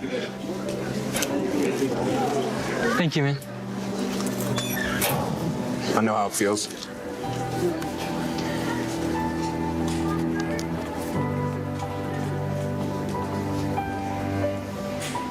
Nah. They're not worth it, bro. Yeah, you're right. I was tripping. What's your name? Name's Dave. David? Yeah. Allow. Hello? For more than 200 years, when Israel's most vulnerable needed help, Kolel Chabad was there. When families can't afford food, when seniors are alone, when children are struggling to survive, Kolel Chabad steps in with meals, essentials, and dignity. Right now, thousands of families across Israel are counting on that help. and you can make sure it reaches them. Your donation doesn't just give charity, it gives hope, it gives strength, it saves lives. Kolel Chabad, helping Israel one life at a time. Scan the QR code on your screen and give now.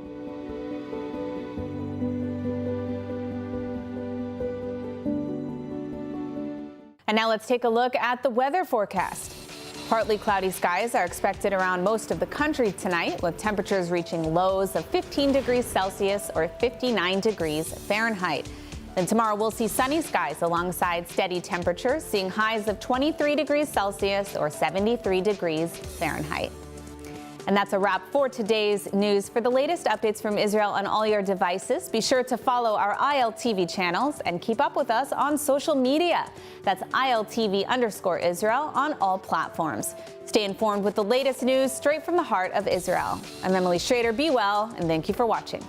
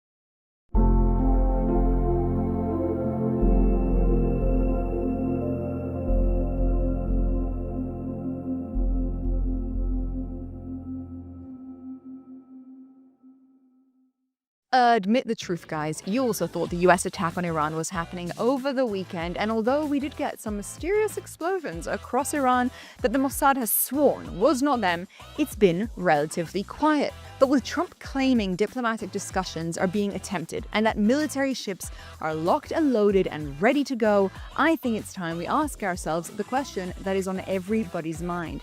Should the US be intervening at this point in Iran? I mean, is an attack on the Islamic Republic actually a good thing?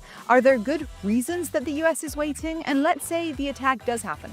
What are the potential ramifications? Across the US, many are calling on us to remember previous attempts of the US at intervention in the Middle East and the disasters that followed.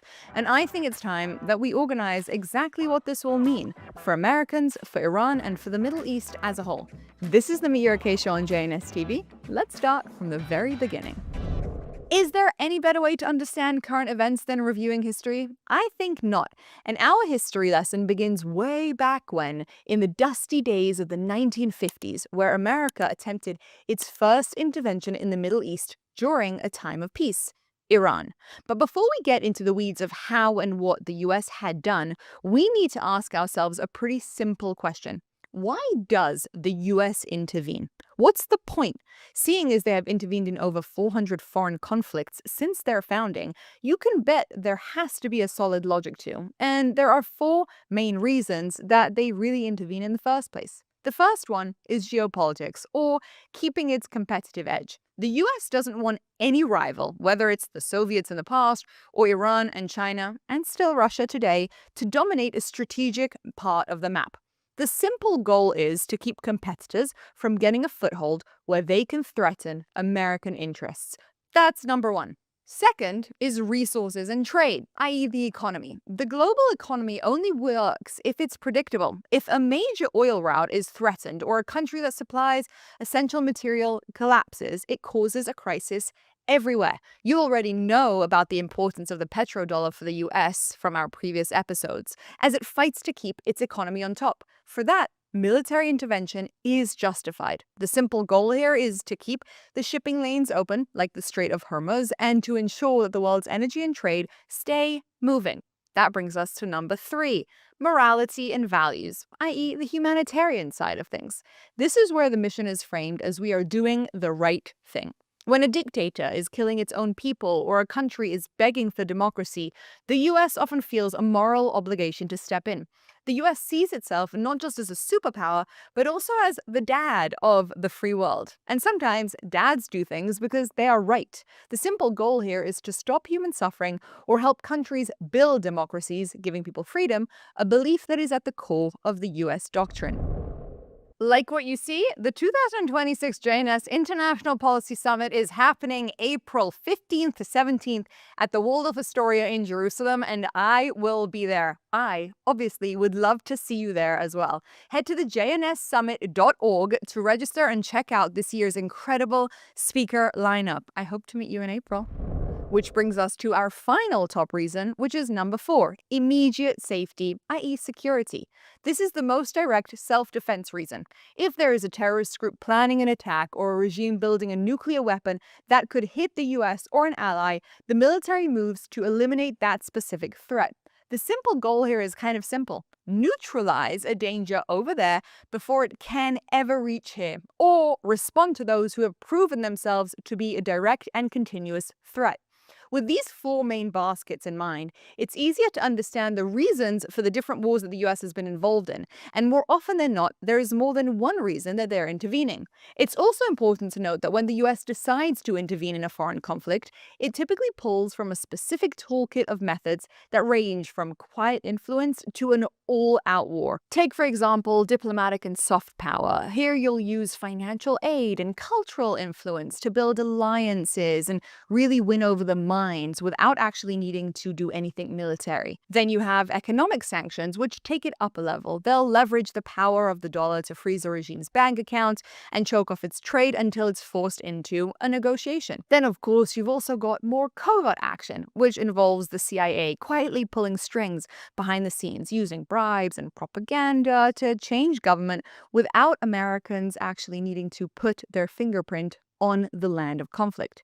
In addition, you've got proxy warfare, and that allows the US to weaken an enemy by providing weapons and training local groups, letting them do the actual fighting on the ground. You've got surgical strikes, which utilize high-tech drones and special forces to take out specific targets, like nuclear labs or terrorist leaders, with minimal collateral damage, and all of those are leading up to, finally, the full-scale invasion, which is really the most extreme option, involving hundreds of thousands of troops potentially to physically come in to a country, take over a country, and dismantle its government. And all of this brings us back to our history lesson, because we are currently in Iran of 1953. The country has just nationalized its oil, jeopardizing American and British money, and the US was afraid not just of the financial risks, but because at the height of the Cold War, they don't love that their prime minister is getting cozy with the Soviets. So, to secure the oil flow for the West, they decide to install a pro-American into power, i.e. the Shah,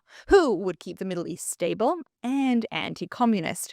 The CIA and British intelligence use bribes, fake news, and orchestrate riots to topple their current Iranian prime minister. It was the first time that the US overthrew a foreign government during peacetime, and it was successful. For about 25 years, it really worked. Until one day it didn't. You see, by crushing the secular democratic middle that was innately Iranian, the US left the mosques as the only place for dissent. This directly fueled the 1979 Islamic Revolution. The success of 1953 created the very regime that the US is currently, in 2026, locked in a high-stakes standoff with. But we'll get to that in a second, because here is the first time that the US has intervened in Iran, and it was due to 2 of the main reasons that we discussed before.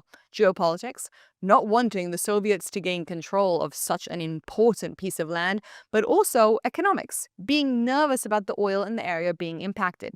There is a reason that Iran is often in the news, and this is due to its strategic location that directly impacts the world's oil supply, but we will get to that when we arrive back at current day. For now, we are still in the 1950s. After Iran comes the Vietnam War, and although it's not in the Middle East, we can't discuss US intervention without looking at that disaster for just a minute. To understand Vietnam, you have to look at the Cold War world, which was split between the US and the communist powers. After a long war for independence, Vietnam was split in two: a communist North, backed by the Soviet Union and China, and a pro-Western South.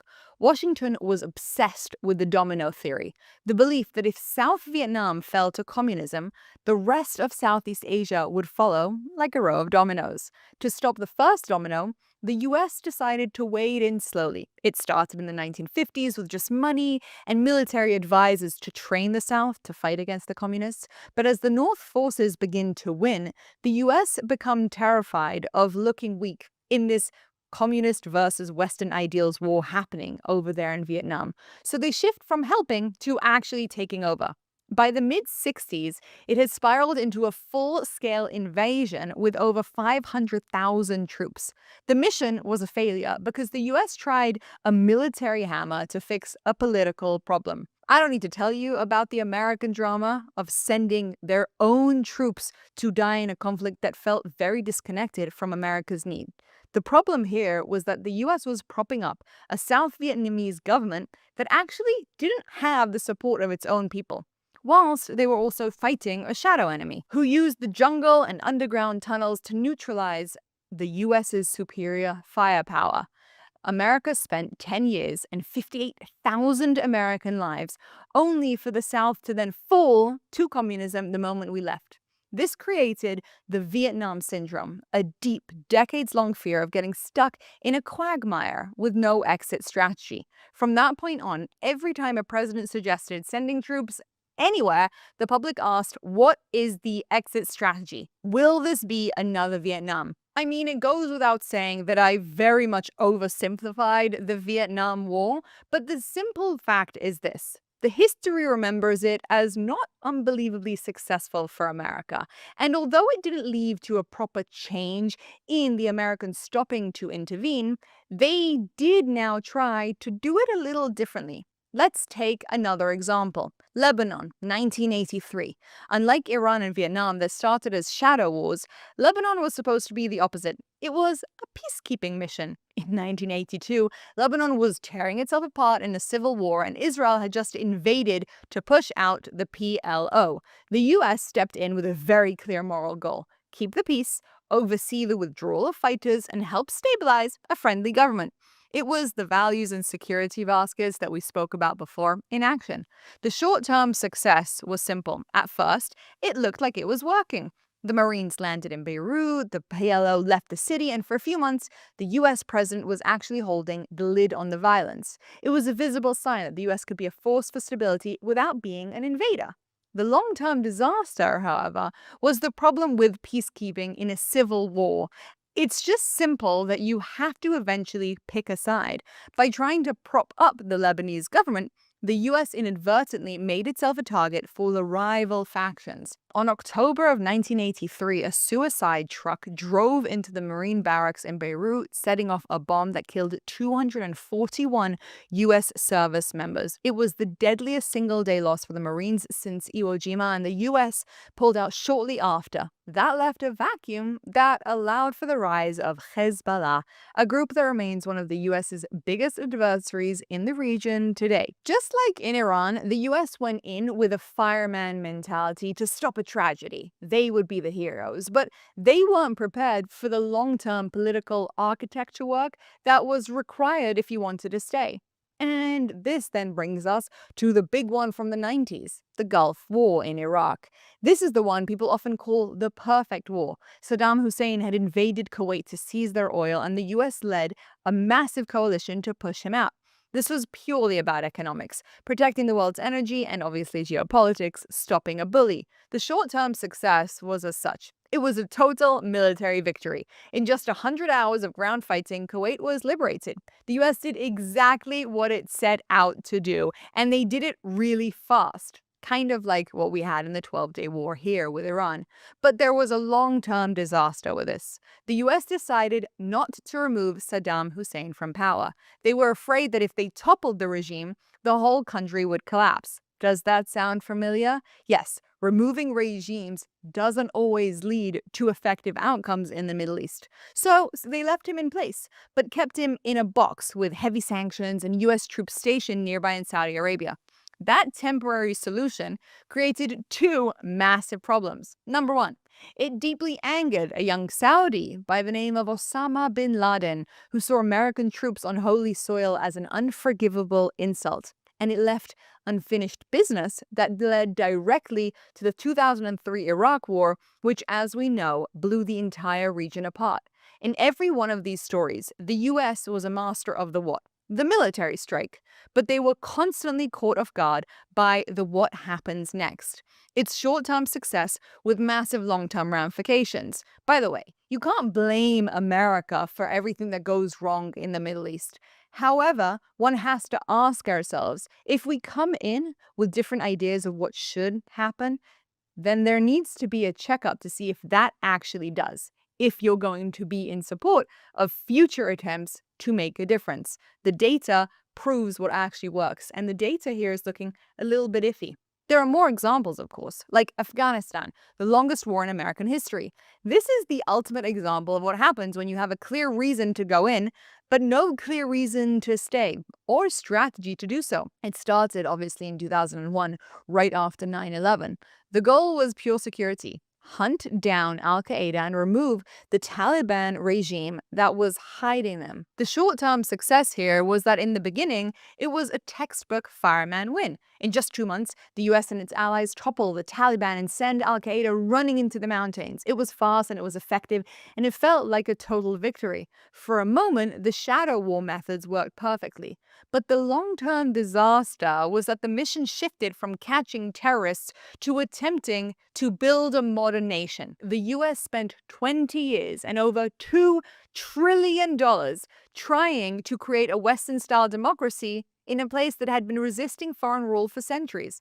Afghanistan is not exactly the example of New York. America built schools and paved roads and trained a massive army, but they were trying to install a system from the outside in. By the time they had finally pulled out in 2021, the whole thing collapsed in a single week. The Taliban, the very group that was kicked out in 2001, walked right back into the capital and took over. Every day now, we see more and more news of how women have lost their ability to go to school and have no rights. 20 years of work, thousands of lives lost, and trillions of dollars spent, only to end up right back where we started. It was the ultimate long-term disaster, as the hopes of turning the Middle East into an American democracy ultimately failed. By the way, this is why they see Israel as so important. We are very much a success. But that's not the topic of the conversation. We're often so obsessed with the US's reasons that we don't look to understand the other side. Why is it failing? And that is essential if we want to understand the current standoff that America versus Iran is experiencing. The best way to understand why these interventions fail so bad is to realize that the US and the Middle East are speaking two completely different languages when it comes to power. The US think in terms of the state, laws, borders, voting, freedom. But much of the Middle East functions in the tribe model: family, religion, and honor. When those two worlds attempt to collide, or when one tries to tell the other how to do things, things fall apart for very simple reasons. Number one, loyalty in the Middle East is to the family. It's not to the flag. In the West, we are raised to be individuals. We follow the law because it's the law. In the Middle East, your primary identity is your tribe or your religious sect. The problem here is that if the US sets up a fair election, people don't vote for the best leader that will give them the best rights. They vote for their tribe's leader. Because if your tribe wins, you get the jobs and the money and the security. If your tribe loses, you are in danger. This turns the idea of democracy into a winner-takes-all war between neighbors instead of a peaceful change of power. The second reason, and I find this to be absolutely fascinating and something that I don't think about enough, is that the dictator is really the glue that keeps the country going together. Because these countries are often made up of different tribes that don't trust each other if you're being nice, but hate each other if you're being realistically, they have historically been held together by a strong man, i.e. a dictator. The US sees a dictator and thinks if we remove him, the people will be free. However, in reality, the dictator is often the only one that using his strength is stopping the tribes from fighting each other. When you remove him, you don't get freedom, you get a power vacuum. And in the Middle East, that vacuum is immediately filled by the person with the most guns, who's willing to go the furthest to prove his power, not the person with the most votes or integrity. And that leads us to number 3, which is the foreigner factor. There is a very long memory in the Middle East of being colonized or ruled by outsiders, obviously due to oil and a little bit of racism from the Westerners who think that they're just better than these old Arabs who don't understand much. The problem is that even if the US comes in with good intentions to help, they are often seen as just another foreign invader trying to steal oil or change the culture, specifically by the poor and uneducated in those countries. The result is that this allows radical groups to tell the local people, the Americans are here to destroy your way of life. It makes it easy for the population to turn against the very people who are claiming to be saving them, which makes the Americans constantly under target by many different people in these areas. Something that we have seen time and time and time again. And this all brings us to the current day, the incredible standoff between the US and the Islamic Republic.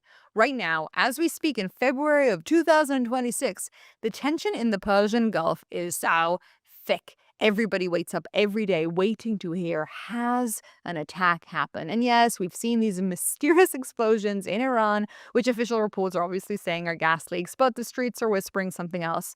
And we have a massive US armada led by the USS Abraham Lincoln sitting right off the coast. And President Trump is alternating between offering a just and fair deal and promising a strike far worse than last June's Operation Midnight Hammer, where we took out all their nuclear abilities. When we look at this standoff through the lens of history, we see that the US is using its entire toolkit at once. We have economic sanctions that have crashed the rial to 1.6 million per dollar. We have soft power and values-based rhetoric supporting the thousands of protesters who have taken to the streets since December. And we have the military hammer ready to drop if Iran follows through on its threat to close the Strait of Hormuz during their fire drills. On the surface, it looks like the perfect intervention because we have all the reasons. We have a very clear villain in the regime, a clear humanitarian cause in the protesters, and a clear economic necessity in keeping the oil flowing. But this is where we have to remember the lessons of the long-term ramifications.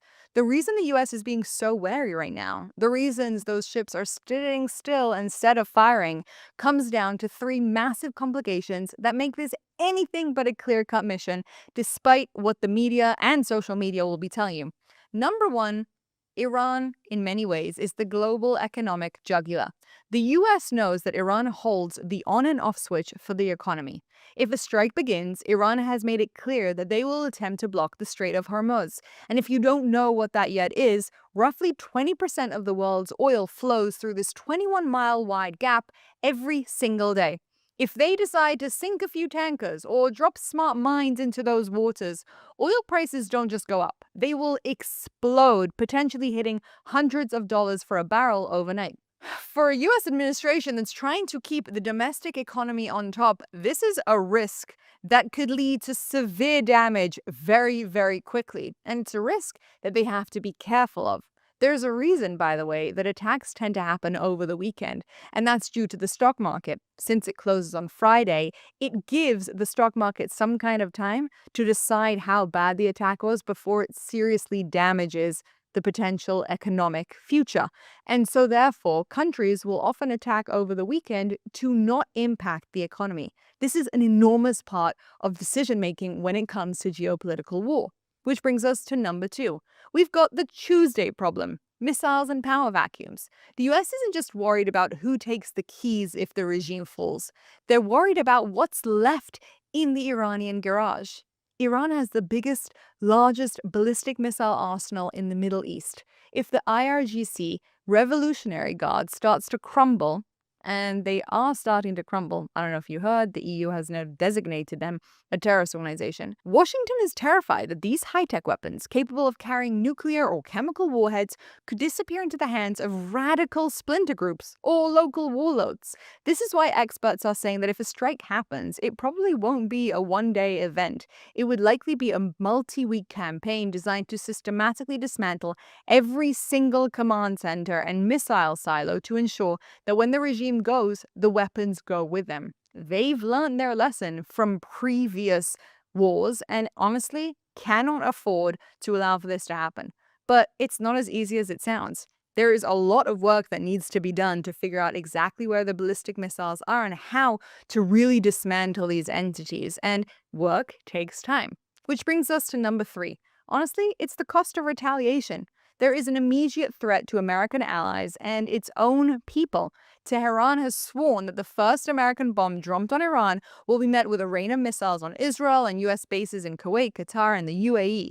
After 2 decades of forever war, the American public really has zero interest in seeing thousands of U.S. troops coming home in body bags or seeing their closest ally, Israel, forced into another total regional war.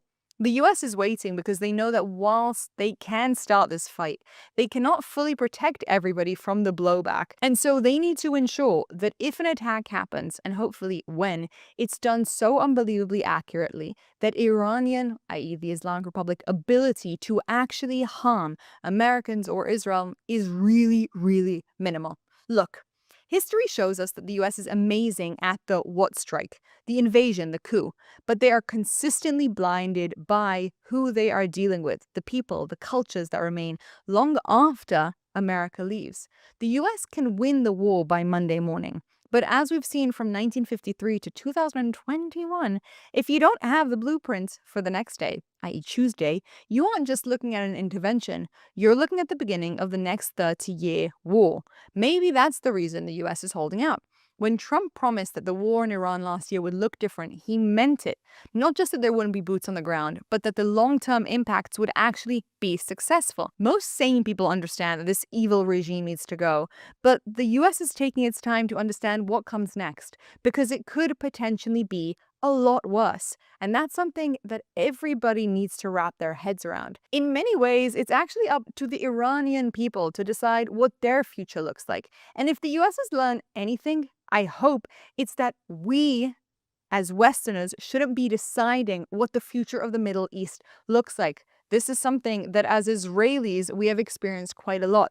American agenda for what happens here on the ground is often very, very different to what the cultural needs really are. I mean, the 12-day war stopping in its track before they took out Khamenei was absolutely aligned with American agenda, but it left Israel in a position that wasn't actually so good for us. Khamenei is still alive, and those ballistic missiles are still poised and a direct threat to our life. Look, we know that it's safe to assume that Israel isn't planning on leaving this to chance and will definitely be getting involved in somehow. I mean, besides the fact that the Mossad is on the ground, strategically, the US is not intervening in Iran without Israel's understanding of the conflict, because this conflict is complicated, and we need the Iranians to be able to bring down the Islamic regime. This is not just about a one-and-done attack to take out the nuclear abilities. This is about an enormous seismic shift for the Middle East. And we now know, and we can all feel, that the end of the Islamic Republic is coming closer. The question now is when and what it will look like. And that, my friends, only time will tell. I'm ERK, and I will be seeing you next time.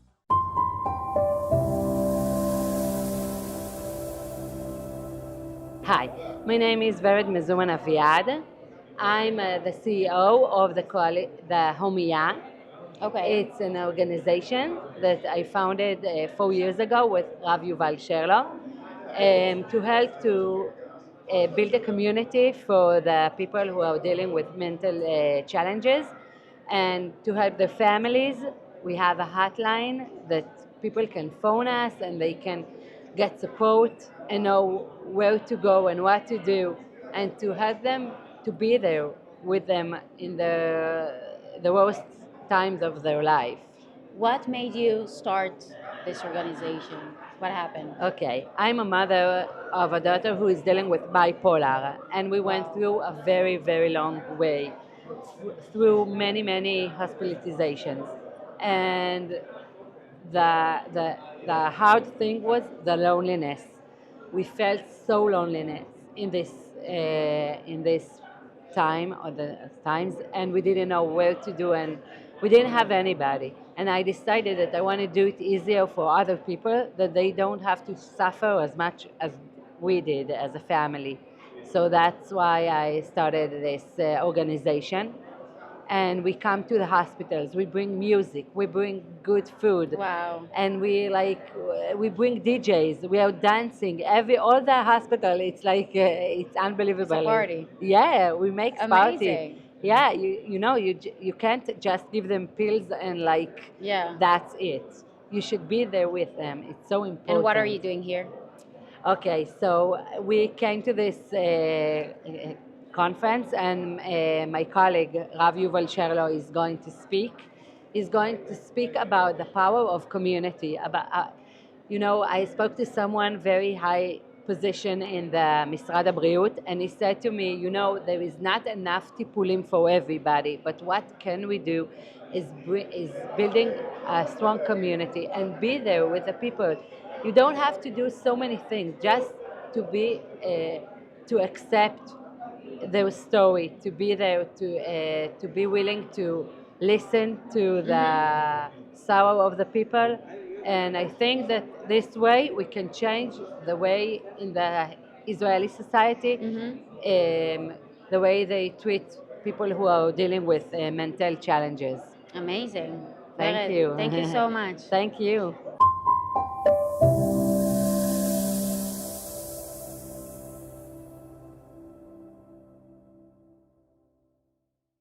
ILTV News, your source for Israel in English.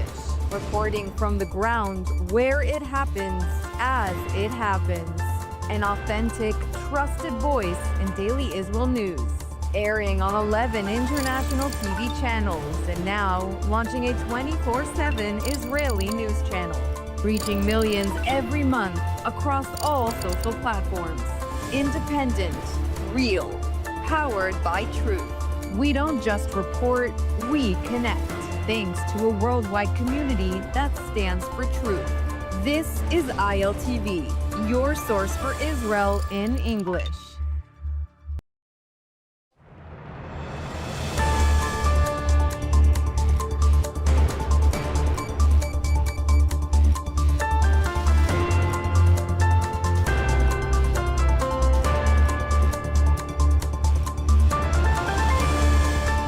Welcome back to ILTV on the Hour. I'm Diva Klein, coming to you live from Israel, breaking down all of the biggest headlines from across the region. Here's everything that you need to know. The IDF announced that a massive anti-terror operation was underway last night in Judea and Samaria. According to the military, forces operated in several areas across Judea and Samaria to thwart terrorism and to apprehend terrorists. As part of the activities, the soldiers apprehended more than 20 terrorists and wanted individuals. Those apprehended were involved in the advancement of attacks against Israelis, as well as wanteds for those suspected in involvement in weapons purchasing, smuggling, and trafficking. The operation was based on intelligence gathered by the IDF, revealing terrorist activities in Judea and Samaria. And this development comes as Israel's security cabinet made a bold move and a major shift in policy in Judea and Samaria, drawing both praise but also condemnation. According to reports, the cabinet approved a series of decisions designed to remove decades-old barriers, overturn discriminatory Jordanian-era laws, and normalize life for Israelis living in the area. One of the most significant changes focuses on Hebron, with new initiatives being taken to preserve Israeli holy sites such as Rachel's tomb, and new policies to expand Israeli oversight in areas A and B. The goal, according to Israeli officials, is to improve civil certainty in Judea and Samaria, but the Palestinian Authority is not on board. PA President Mahmoud Abbas condemned the decisions, claiming they threaten Islamic holy sites in the area, including a mosque compound in Hebron. The measures were approved by the Security Cabinet rather than the full government and come as debate intensifies both in Israel and internationally over Israel's long-term direction and intentions in Judea and Samaria. This as the IDF intercepts yet another arms smuggling attempt in the Jordan Valley. A drone carrying arms was intercepted and the weapons were confiscated. And on the Lebanese front, the IDF conducted major operations this morning, including strikes and apprehensions against multiple targets. The IDF released a statement this morning confirming that a terrorist belonging to the Al-Jamaah Islamiyah terror faction was captured in a targeted raid on a structure in the Hardo area. The operation to apprehend the terrorist was based on intelligence gathered over the past few weeks. The IDF says the terror group was advancing terror attacks against Israelis in northern Israel. And in a separate incident, the IDF struck Hezbollah targets across southern Lebanon. Local Lebanese media reports that 3 were killed in targeted airstrikes, one of whom was confirmed as Ahmad al-Salami, Hezbollah's head of artillery in the area. The IDF is looking into the incident as reports of uninvolved civilians being among the dead in the strike are starting to surface. An investigation has been opened by the IDF. And President Isaac Herzog arrived in Australia to pay tribute to the Bondi Beach massacre victims. Laying wreaths alongside his wife, the Israeli president spoke of anti-Semitism and the shared fight of Western democracies to combat it. Have a listen to the words of the president. These stones from Jerusalem, the eternal city, the eternal capital of Israel, will remain here at Bondi for eternity, in sacred memory of the victims, and as a reminder that the bonds between good people of all faiths and all nations will continue to hold strong in the face of terror. Now, the president was met with mass protests. They were using this trip of President Herzog dedicated to solidarity to protest the war in Gaza. Instead of mourning the Jewish victims of the Bondi Beach shooting, the worst attack committed on Australian soil in decades, the Australian public protested the arrival of Herzog. In the last hour, intense clashes erupted between protesters and police. Arrests were made and some were reportedly injured in the chaos that ensued. All of this damage just to protest a president visiting a heartbroken community still in mourning after the most vile anti-Semitic attack they have seen in a while. And that's a wrap for this edition of ILTV on the Hour. You can now get Israel updates on our WhatsApp channel by scanning the QR code that's on your screen right now for all of the breaking stories, live updates, and verified reports coming out of Israel. Thanks so much for watching.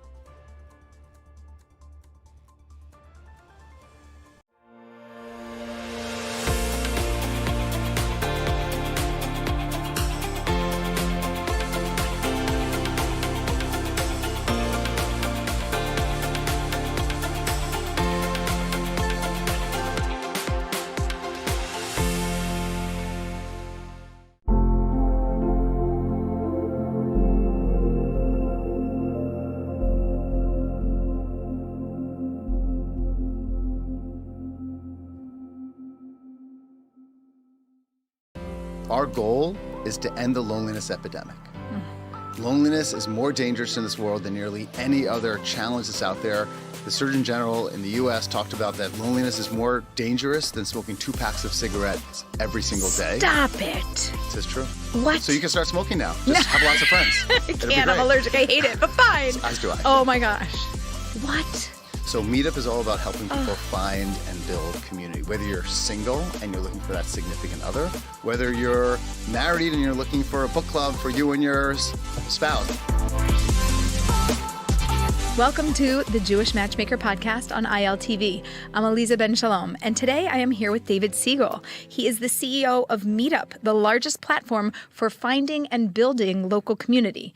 Prior to Meetup, he was the CEO of Investopedia, and before that, the president of Seeking Alpha. He is a leadership professor at Columbia University, or was, because he just made Aliyah. Woohoo! Very excited about that. And he is the author of the best-selling book, Decide and Conquer. I'm obsessed with that name. We are so happy to be here with you, and I feel so blessed to get to meet you. You're here. You made it. We made it. I'm glad you're obsessed with the name because my match my wife came up with a name because she loved the idea of divide and conquer and said decide and conquer. I was like, that's it. You nailed it. And, one of the many amazing things about my wife for 26 years. So show us this book, Decide and Conquer, and give me a little flavor of it. Sure. I mean, ultimately, we all make thousands of decisions every day. Right. And if you're in a leadership position, you're running a company, you're working in a company, you make little small decisions. How long should I go for lunch? Should I go for lunch with someone? To very major decisions about strategy, et cetera. And being a leader is really hard. Right. And running a company is difficult. And it takes people through all the different steps in decision making. And when I became the CEO of Meetup, and we were owned by WeWork and Adam Newman, and it was a crazy experience. There were many decisions we had to make around the future of what the company would look like. And then when COVID hit, for example, and we're all about getting together in person. Right. And new decisions had to be made. How do you meet up if you can't meet up? Exactly. How do you meet up if you can't meet up in person? And a lot of decisions had to be made around that. Do we shut the company down? And it was a great roller coaster story, and that's why we decided to write a book. The book was really more therapy than anything else, because after surviving WeWork, surviving COVID, we did a buyout of the company and just came out. And if people are interested in decision-making strategies and biases, go for it. Fantastic. Thank Okay, you. I'm excited to check out the book and read it. So Meetup, the platform it's this mission to bring people together. What first drew you to this company, this idea, this concept of bringing people together, this is a good thing and I see potential here? Yeah. Meetup is all about using technology to get people off of technology. Ugh, brilliant line. We are all using so much technology every day, but we can't just say, just go into the woods and live your life in the woods. It doesn't work. So how do you take advantage of what we are using and fix that? Our goal is to end the loneliness epidemic. Loneliness is more dangerous in this world than nearly any other challenge that's out there. The Surgeon General in the U.S. talked about that loneliness is more dangerous than smoking 2 packs of cigarettes every single day. Stop it. It is true. What? So you can start smoking now. Just have lots of friends. I can't. I'm allergic. I hate it, but fine. As do I. Oh, my gosh. What? So Meetup is all about helping people find and build community. Whether you're single and you're looking for that significant other, whether you're married and you're looking for a book club for you and your spouse. The biggest groups are tech groups. In Israel in particular, there's tremendous numbers of Meetup events and Meetup groups. We have 80 million users across the globe. Wow. So it's a really special organization. Wow. Yeah. Okay, and you're just taking it to the next level. That's the hope. And you made Aliyah, you're here, and you can work from online, and you don't need to meet up. No, you can meet up with people that are here. We are meeting up with everyone, and it's amazing that the term Meetup really came from the concept of Meetup. And I'll tell you the founding story of Meetup because it's pretty interesting. I did not found the company. I became the CEO, and then actually I sold the company last year. The founder of the company started Meetup as a result of September 11th. And what happened was the Twin Towers went down. He felt lonely. He felt he needed to be with people. He met all these people, and no one wanted to be by themselves because of tragedy. Tragedy was connecting people. And he said, it shouldn't be that only tragedy is needed to build community, to build connections. How do I build a platform outside of tragedy? How do I build a platform where people can really connect with each other because of shared common interests and identities? And then he built Meetup. Adam Newman and WeWork acquired Meetup. And then they hired me to take over for the founder. Wow. And I think you love it because you look excited about it and so happy. Listen, it changes people's lives. The number of people that have said to me things like, without Meetup, I wouldn't have found my spouse. Without Meetup, I would have found my business partner. Without Meetup, I may not even be here now because I was depressed and I was lonely, and I found my people in Meetup, and I thought I was the only person that was and I realized I am. wasn't the only one. Yep. Ugh. So I want to dig into it a little because I want to know what you've observed about how people form trust. Because now we're meeting up with literally total strangers that become these friends. And how quickly do we trust somebody? Or where is the intersection between trust versus I have no idea who you are. You could be a psychopath from online. How does trust develop? Is there any, I don't know if it's research or data or information that you have on that? Okay, I'm going to tell a very quick story on that one. So when I was CEO of Investopedia, we were owned by Barry Diller, and I had the opportunity to spend time with Jack Welch. Jack Welch at the time was the CEO of the largest market cap company in the world, General Electric. I said Jack won the greatest manager of the entire 20th century. He was awarded by Time magazine. So I went to him and I said, what's the most important thing in running an organization, in building community? What's the most important thing you could do? And he said, the number one thing is trust. So your question is very important. And I said, okay, how do you build trust? How do you build trust? What's the best thing to do to build trust? And he said, it's all about transparency. By being transparent about the good, the bad, and the ugly, and not just being a cheerleader, not just saying, this is amazing, that's amazing. If you have some meetup group, you're gonna change your life. It's saying, and it's true in relationships too, saying, I trust someone much more if they're vulnerable, if they're transparent about their challenges. If someone's only talking about themselves like they're the greatest things in the world, I don't want to trust that person because then they're just trying to sell me something. If someone's being honest and open about the challenges that they have in business, in life. You get both sides. I see you're a real person. I can connect to you more. Exactly. Wow. So I think that's the most important thing in trust, is being your authentic self and understanding that no one's perfect, and that's how you really connect with people. I have this vision, as you say the word trust, kind of like clear, transparent, like visually in my mind as I'm seeing it, like that's trust.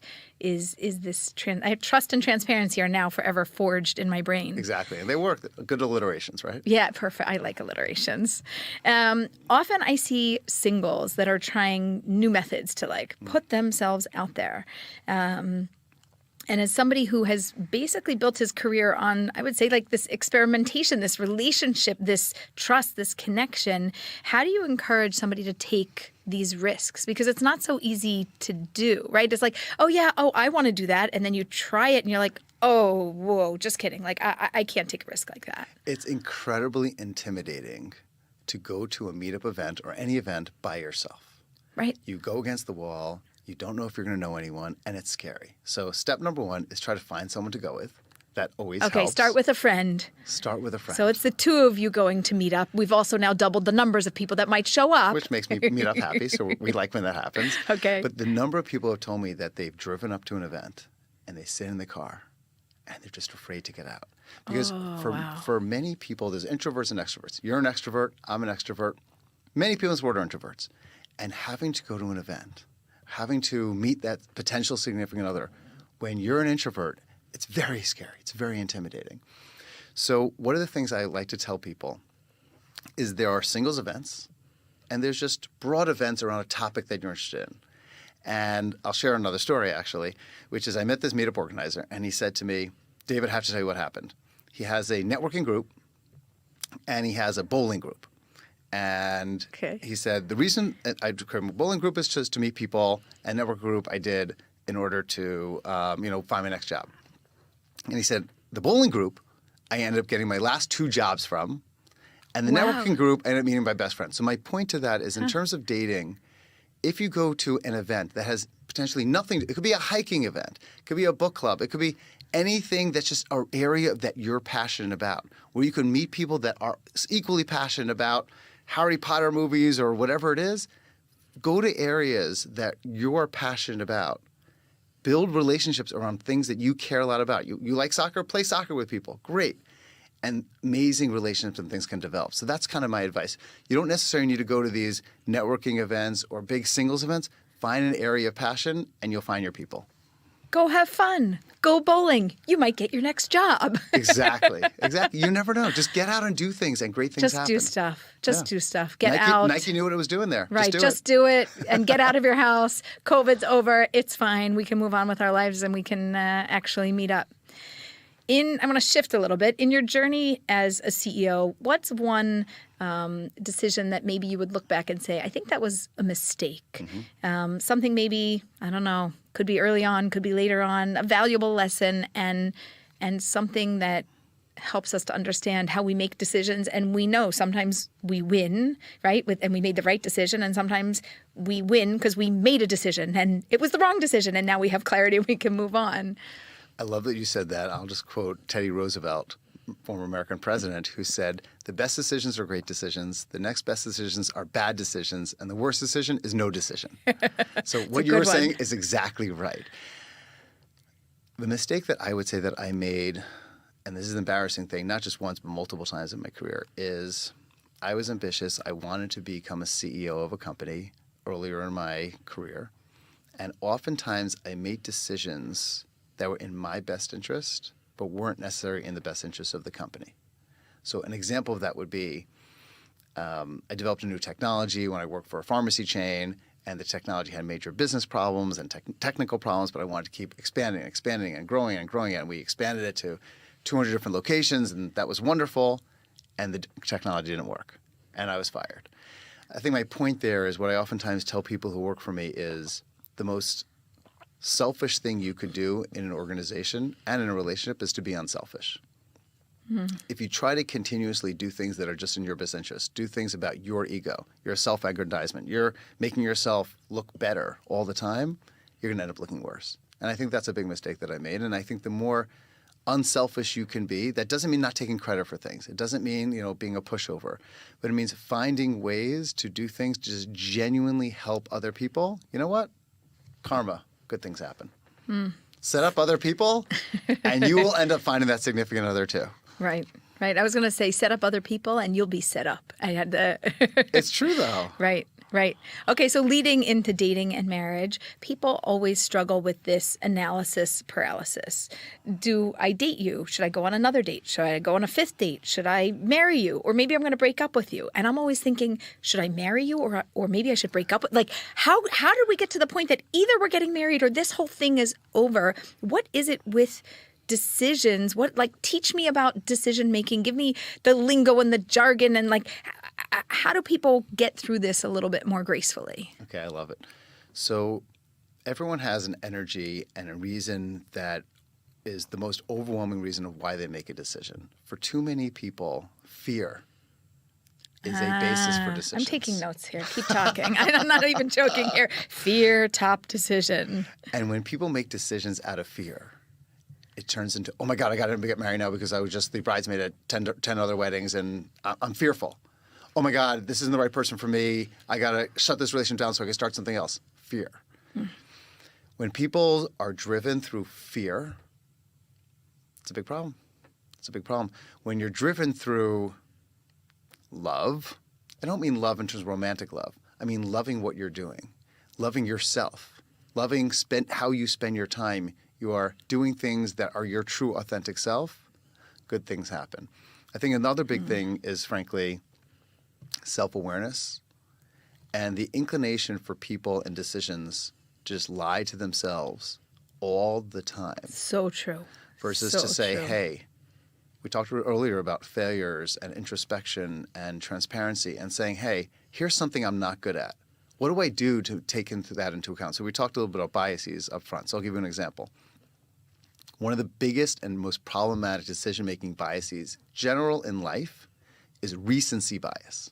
It's, let's say you dated 10 different people, and the last person you dated was super duper outgoing.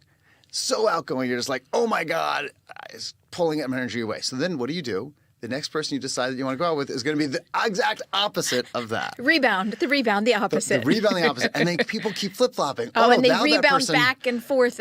From a recency bias. From recency bias. Wow. Rather than looking at the last 10 different people you did and say, okay, what's the theme here? You overemphasize the last experience. So I'll give you a good example of that. You go to a great restaurant. Yeah. Food's okay, but then the dessert is mouth-watering amazing. You're like, wow, I love this restaurant. Recency bias. You do yoga. And at the end of yoga, you lie down on the ground and you do a shavasana, right? And yeah. In that moment, you're just done. You're so happy. Life is good. So happy. I should do yoga again. Recency bias, the last thing you just did was shavasana. If this was contorted position at the end, you'd be like, I don't want to do that again. Recency bias has such a dramatic impact in unfortunately biasing people around kind of making smart decisions because they just want to do the exact opposite of the negative experience that they might have had. Obsessed with this, and we're going to talk off air because I have a whole bunch of other questions related to this whole decision-making thing.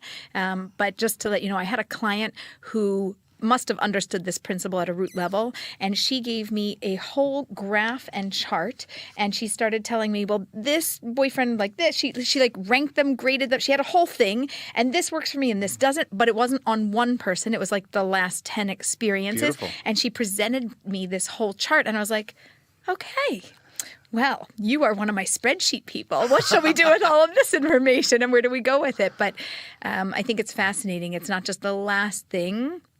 It's the last things. It's many of them all put together, even maybe over years to really get true perspective. Otherwise, you're just dealing in the moment. Mm-hmm.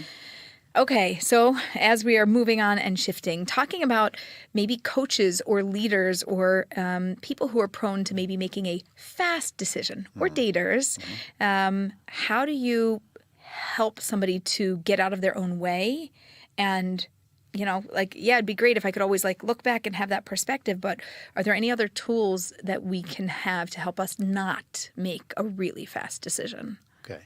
So again, it starts with knowing yourself. If you say, I make decisions too slowly, analysis paralysis, okay, that means just do it. You got to move fast, got to go.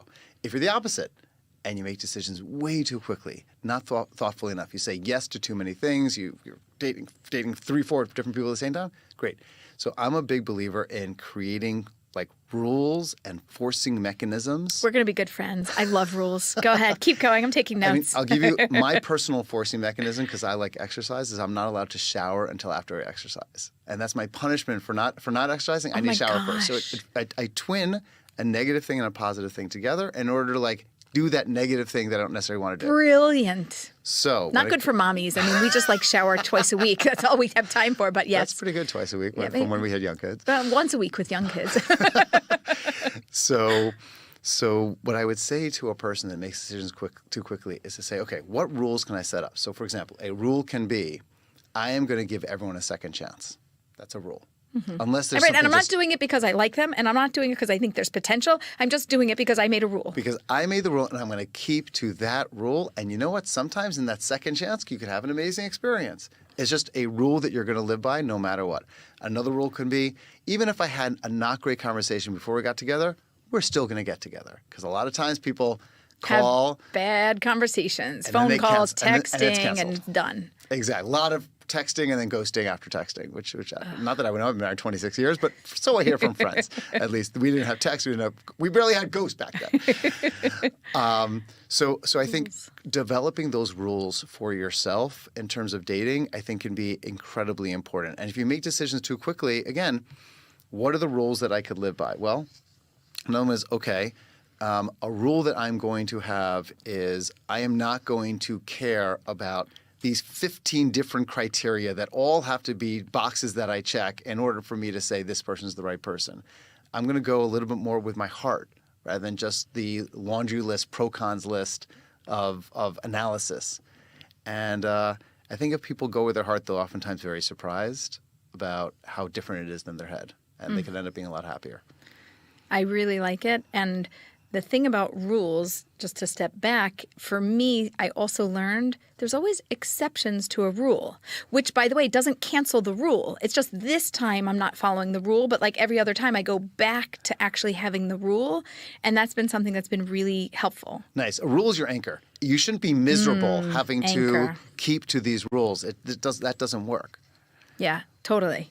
Okay, so talking about things that don't work, failure is a part of the business process, every business process, and it's a part of the dating process and leadership. What's your advice for pushing past this fear of failure or seeing mistakes as more than just a learning moment? Everybody can go, oh, I learned something from this. But more than that, what is failure in a sense? Failure is looking at an experience and believing that that failure is who you are as a person, is personifying an experience versus saying, this was a great learning. The famous thing is to say either I'll win or I'll learn. And if you have that kind of an attitude, I will win or I will learn versus I will win or I will lose, you could go very, very far. Imposter syndrome is so systemic and so problematic. And people oftentimes associate it with women, but it's absolutely true for both women and for men. People think they're not good enough. People think they're not worthy. Right. And lack self-esteem for whatever different reasons that they may have in life. And there's such a fear of failure. What it results is a fear of actually doing anything. And then no one gets out. No one meets people, and great things don't end up happening. Luck doesn't happen. Lucky things happen to people. You have those serendipitous moments in life because you're getting out and doing something. And the more different things you do, coming on your wonderful podcast, writing a book, reading a book, meeting people, going to an event, that's how serendipity happens. And that's how amazing things happen in life. And people are afraid to do things.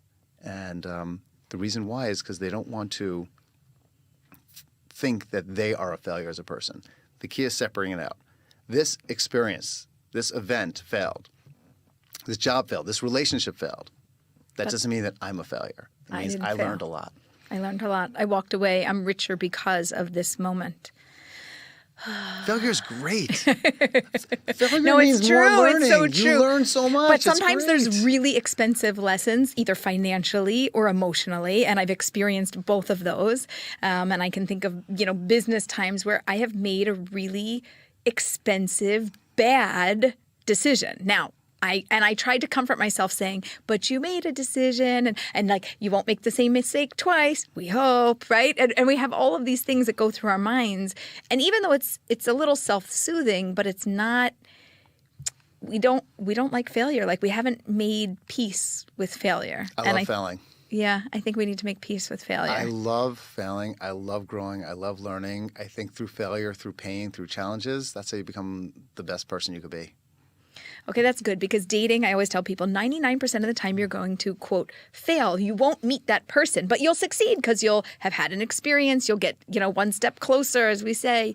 But we fail basically all the time. And then, once you get married, yay, good job. You did it, right? Out of 100 dates, you married one person. And we call that success. So I do try to, shift people's mindsets around failure. But I think we need, a whole generation of maybe there was a lot of coddling and trophy giving when this generation was younger that people didn't fail. Well, there's yes days. My kids are like, Ema, can we have a yes day? No, you can't have a yes day, but I want a fail day. Let's have a fail day. You can just fail doing whatever you want today. Just do it and get it wrong and then pick yourself up and go do something else and go fail again. I feel like if we could do that, maybe we need that in dating also. I need a meetup group. It's like the failed dating group, right? Everybody should be in it. There's nobody everyone that should would be in it. I'll just say one more thing about failing. I feel like life in general is just a process of getting to know who you really are. Yeah. And I turned 50 this past year. And at 50, I feel like I know who I am, more comfortable who I am than when I was 40, and 40 than 30. When you fail, that's the best way to learn what you care about, who you are, what you bring to things, whether you're faking something or whether you really do genuinely care about. Failure is great. Yeah, it's true. I'm 48, so I'm approaching this moment of aha and really knowing myself well. Okay. I feel like there's a million questions I have here. Okay. Specifically, I'm going to lean into dating and I'm going to just suck your brain and extract all of the wisdom about decision making and all of that. So I'm ready to fail on the answer. Okay, good. I always encourage people to have trusted voices and people by their side. And the Eliza rule of thumb, and I want to know yours, is no less than 1, no more than 5. And the reason I give 5 is because parents, sometimes if they have a lot of siblings, the parents, the two of them will be one because they're one soul. That's my negotiation. But then a sibling and a coworker and a mentor. And so mine is no less than 1, no more than 5, because otherwise you have too many voices in your head. And then people talk to me and they're like, well, Eliza, I think this. And I'm like, oh, do you really think that? And they go, no, my mother told me that. My sister told me that. My friend told me that. I'm like, that's not valuable. I want to know what you think. And I want you to have input from your trusted circle of influence. But how many people are appropriate to have in this circle of influence to make decisions and to fail right? I love it. Okay, so I'm going to use a term that you may write down. We'll see. Yeah, here we go. Get the pen ready. Here we go. So in business, when you're a leader, you have a board of directors. So I believe that every person should have their personal board of directors. I am writing it down. Okay. And I think the idea is that your personal board of directors is like a board of directors in business, should be made up of people who are incredibly different from each other with very complementary skill sets. It shouldn't be that every single person is this super aggressive, super outgoing type person. Complementary. The balance is having complementary skill sets on an executive team in business. And the key is in your friend group, in your personal board of directors, how do you have balanced approaches? One person is going to be more of the data analysis, slow down, take some time. The other person is going to be go, go, go. And you want to have all these different types of influences. The other thing that's so important in who should be influencing you get ready for this, is tension. Meaning you want a healthy tension. I knew it. Healthy tension is so Healthy important. tension. When you don't, let's say if you're in a relationship and there's no healthy tension, that means one person is railroading the other person, one person is getting in the way, the other person isn't. Healthy tension is where there's disagreement because we're all different from each other, but there's ways of communicating with each other so that that tension is healthy. And I always used to say in business, in my business meetings, I would say, there's not enough tension in the room right now. You're all agreeing with each other. I'm going to disagree just for the sake of disagreeing because the best decisions get made when there's disagreement. There's no disagreement, it's going to be a problem. There's challenge, there's growth, there's struggle, and then I really know if what I want to do is the right thing because I've had other perspectives, not just everybody going, yay! Exactly. I mean, if you look at how the Talmud is written, it's just a bunch of rabbis who just are constantly disagreeing with each other all over the place, and that's what forms the basis for kind of our laws and our way of life is disagreement. So the more disagreement, the better. Now, the key is that it's be done respectfully, and that it be done thoughtfully. Yeah. And that's what you want your friend group to do. If a person is just subjected to confirmation bias, talk about biases. Yeah. Confirmation bias is the inclination to surround yourself by people who just confirm, who are just yes men and yes women. Yeah. Whatever you want. Yes, you're totally right. That person's a total a-hole. Oh, yes. Oh, my God, that person is terrible. Oh, No. You want people that disagree. Right. I have a lot of notes here. I'm going to have to type this up afterwards. Okay. Talking about data and gut instinct, okay? We've got data, we've got information, we've got something that's concrete in the world, and we have this instinct that's coming in going, I don't really care what that says. There's something going on, and this doesn't work for me. How do we balance those two things out when we're making a decision? I mean, this happens, of course, in dating. All the time. Like head heart, like you're a smart match. This makes sense. Doesn't feel right. Or like, oh my gosh, it feels amazing. This is really stupid. I can't do this. Okay, so I love it. So the answer is it's about knowing yourself. Always. We're back to the same story. Yes, go ahead. Same story, and knowing what your natural inclination is and doing the exact opposite. Meaning, if your natural inclination is to go with your heart, go with your heart, go with your heart, and not think things through, then you have to say to yourself, I know my natural inclination is to go to my heart too much. I need to do the exact opposite of the things that I naturally do and figure out how to go with my head. There's a funny Seinfeld episode where George Costanza, you remember from Seinfeld, says, I'm living a terrible life. I'm so miserable. I'm going to do the exact opposite of every single thing that I did. And suddenly he's living this amazing life. He has this amazing woman. He has got this great job. I'm not saying you should be like a different person than who you actually are. What I'm saying is, know what your natural inclination is in terms of head versus heart. Know if your natural inclination is more of a data person or more of a storytelling person. And then figure out ways, know if you're more of a long-term focused decision maker. Okay. I'm going to do everything for the long term. In 10 years, in 20 years, I'm going to be really happy because in the long term. Or you're more short-term focused. And then say, okay, I know this is my natural inclination. What do I need to do to compensate for that? What rules do I need to make myself more of a long-term thinker? Or how, if I think too much long-term, how do I have joy in my day-to-day and not just constantly be planning for the future, too many different things? So do the opposite. Make yourself uncomfortable, meaning have healthy tension with yourself. Get comfortable with being uncomfortable. Nice. It also sounds like when I naturally do what I do, that's easy. I know the answer. That just comes. Let me do the opposite. And I'm not doing the opposite for the sake of doing the opposite. I'm doing the opposite for the sake of having balance. Because now I know what my gut instinct thinks. Now I know what my head thinks, or vice versa. I know what my head thinks. Wait, let me tap in with my gut. And now I have twice as much data and information to actually make a decision with. And if they're not in alignment, then maybe it's not the right thing. Beautiful. I think you also, by doing that, you start training different parts of your brain and different parts of yourself. And then you become not this 90% one thing, 10% another, but as you start doing things that you're less instinctually comfortable doing, then that 10% becomes 20, becomes 30. And you're still going to be not perfectly balanced, but they'll be more balanced than you were in the past, which will help you hopefully to make better decisions in life. I could talk to you all day. We're booking an appointment. You're going to come visit Pardes Chana and hang out. I'm there. Bring your wife. We can do a double date. My husband and I, this is a dating thing. We do double dates, Monday nights. I'm in. Monday night double date. No Monday night football, Monday night double date. That's it. I can't wait. That's it. Thank you so much for joining us. If somebody wants to reach out to you, is there a way that they can find you on any social or somewhere if they have thoughts or questions? Or Sure. I'm very active on LinkedIn. You can just look me up, David Siegel, Meetup, Investopedia. You'll find me, SIEGEL, and send me a invite. Okay, fantastic. Thank Thank you, you. David, for joining us. Thank you to all of our listeners for joining us on the Jewish Matchmaker podcast on ILTV. I'm Aliza Ben Shalom, and until next time, remember, matches make families, families make communities, and communities change the world.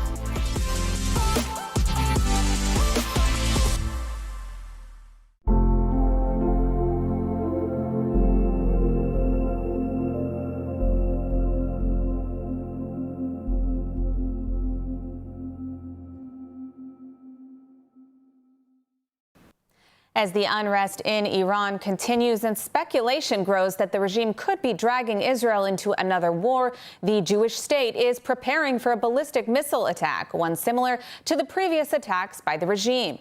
United Hatzalah, a crucial component in Israel's home front, is also preparing, conducting a missile drill just this past Tuesday to prepare for any scenario. ILTV's Devo Klein has more. On Tuesday night, United Hatzalah volunteers gathered in Kochav Yaakov to conduct a massive ballistic missile drill as a potential war with the Islamic regime in Iran continues to grow. In addition, United Hatzalah announced earlier its readiness to respond to any situation that might arise from an Iranian attack. Based on the request of the Ministry of Health of Israel, United Hatzalah are also fully prepared to deal with the situation in Iran. This simulation aims to gear volunteers with necessary tools to face a missile attack from the Islamic Republic. An attack of this proportion had already claimed the lives of 31 Israelis during Operation Rising Lion in June 2025, prompting the Angels in Orange to collaborate with the IDF, Israel Police, and Israel Fire and Rescue Services on a coordinated response simulation drill. Drones and other tactical equipment were utilized, but also a crucial role in Tuesday's drill was the United Hatzalah Psychotrauma Unit, who last deployed to Sydney following the Hanukkah massacre in Bondi Beach and was on hand to respond to the mentally and emotionally distressed, helping to prevent long-term emotional damage and even trauma. The drill also involved a scenario of a coordinated terrorist infiltration, making sure that all bases were covered. By the conclusion of the drill, the simulated casualties had been treated and evacuated, the infiltration scenarios have been resolved, and command centers had helped detailed operational debriefings. The community quickly returned to routine, but the lessons drawn from the exercise remain immediate and sobering. In Israel, where the civilian front is inseparable from the battlefield, preparation is not theoretical, it's the difference between chaos and control when the unthinkable happens. United Hatzalah are fully prepared. Our command center, our 1221 dispatch center, and all our volunteers all across Israel are ready to deal with this situation.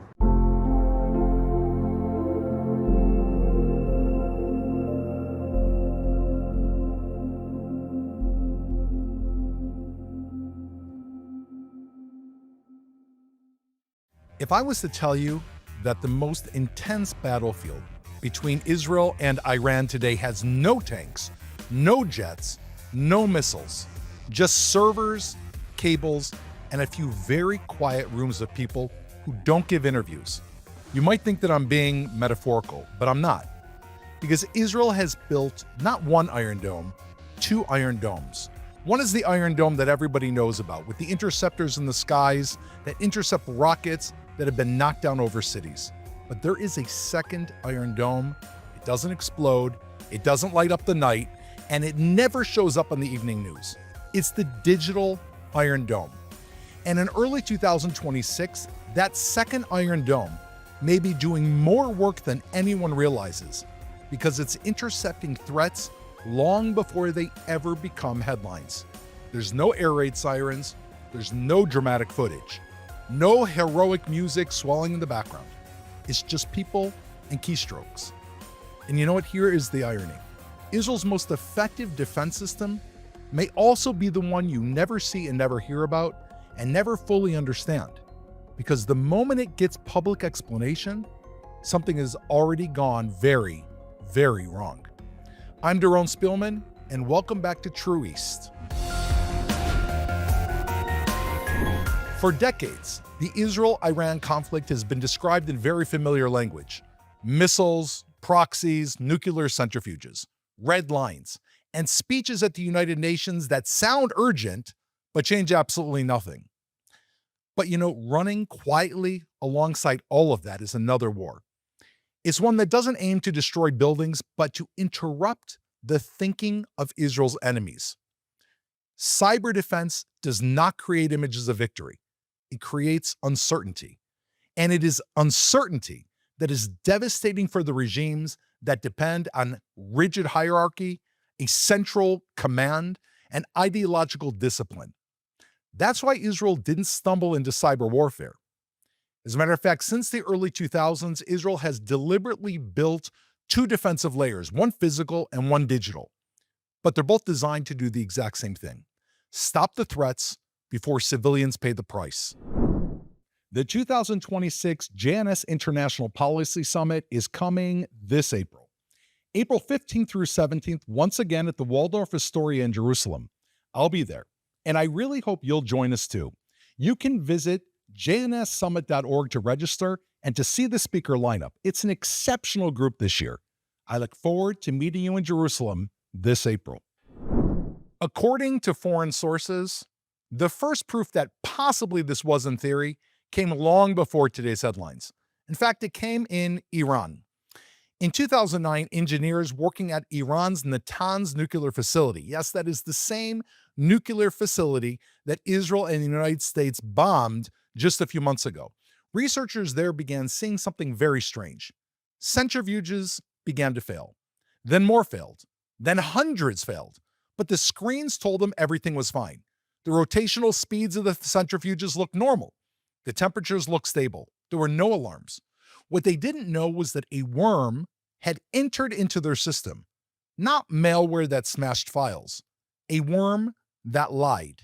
It fed false data to Iranian operators while quietly altering the centrifuge speeds, pushing them just far enough, often just enough to cause physical destruction. Machines began to tear themselves apart while the engineers were trusting the numbers in front of them. Now, this wasn't sabotage in the traditional sense. It was deception, weaponized. Called Stuxnet, it didn't bomb Iran's nuclear program. It convinced Iran to sabotage itself.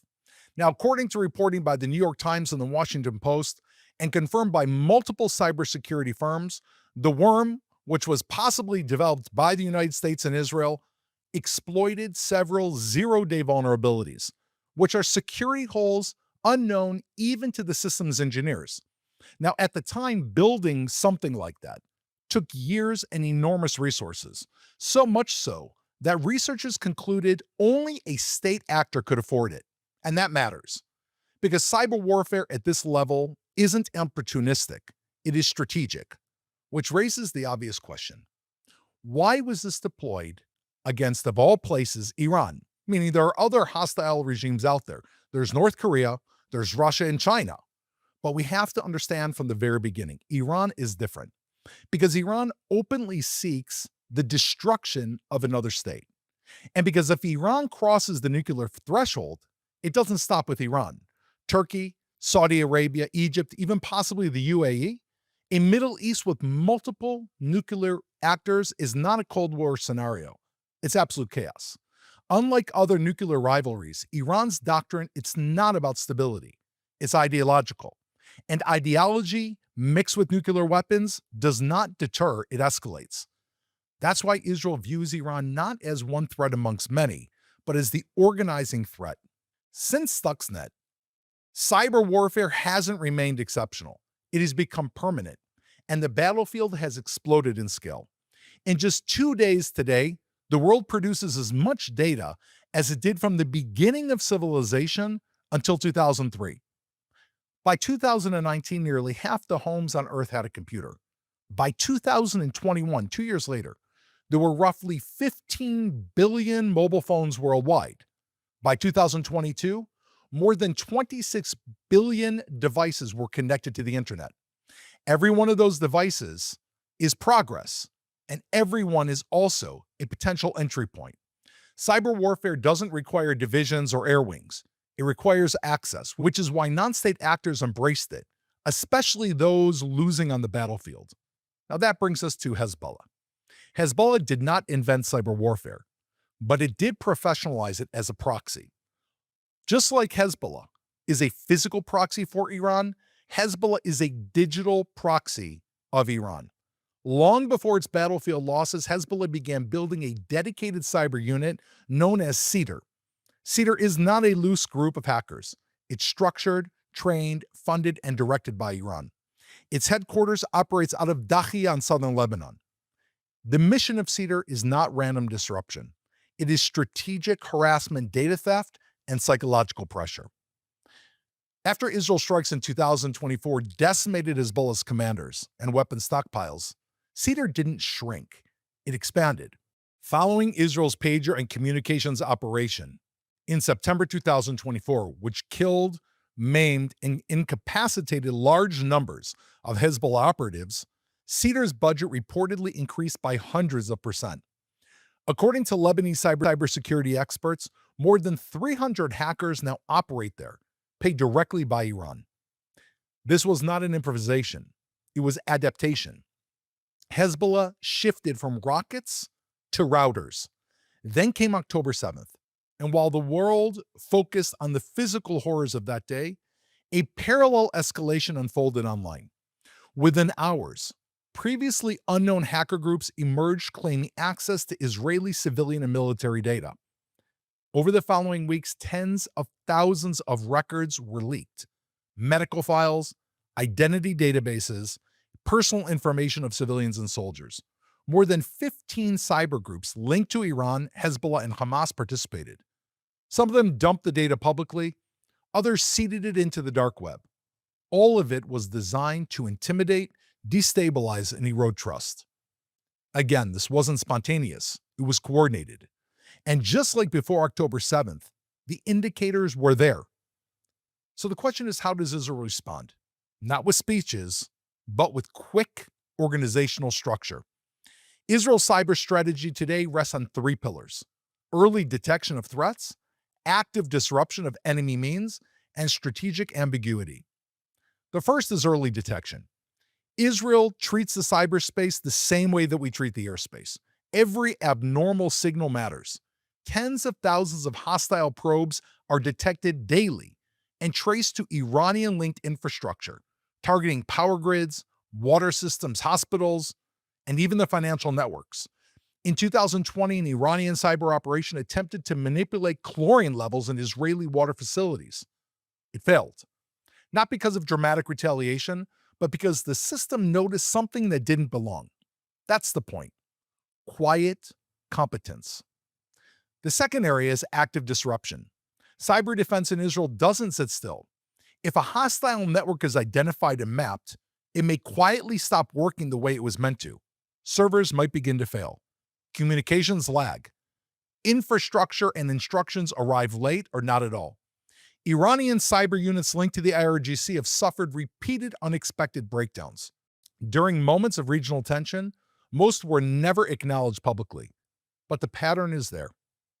And the third is strategic ambiguity. Israel almost never confirms cyber success because cyber deterrence works best when your adversary cannot measure the damage. Missile defense is very visible. Cyber defense lives in the mind.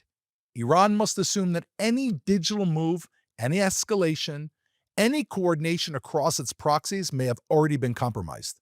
That moment of hesitation, it matters, because hesitation destroys their momentum. Now, critics will say that cyber warfare doesn't stop missiles, and they are correct.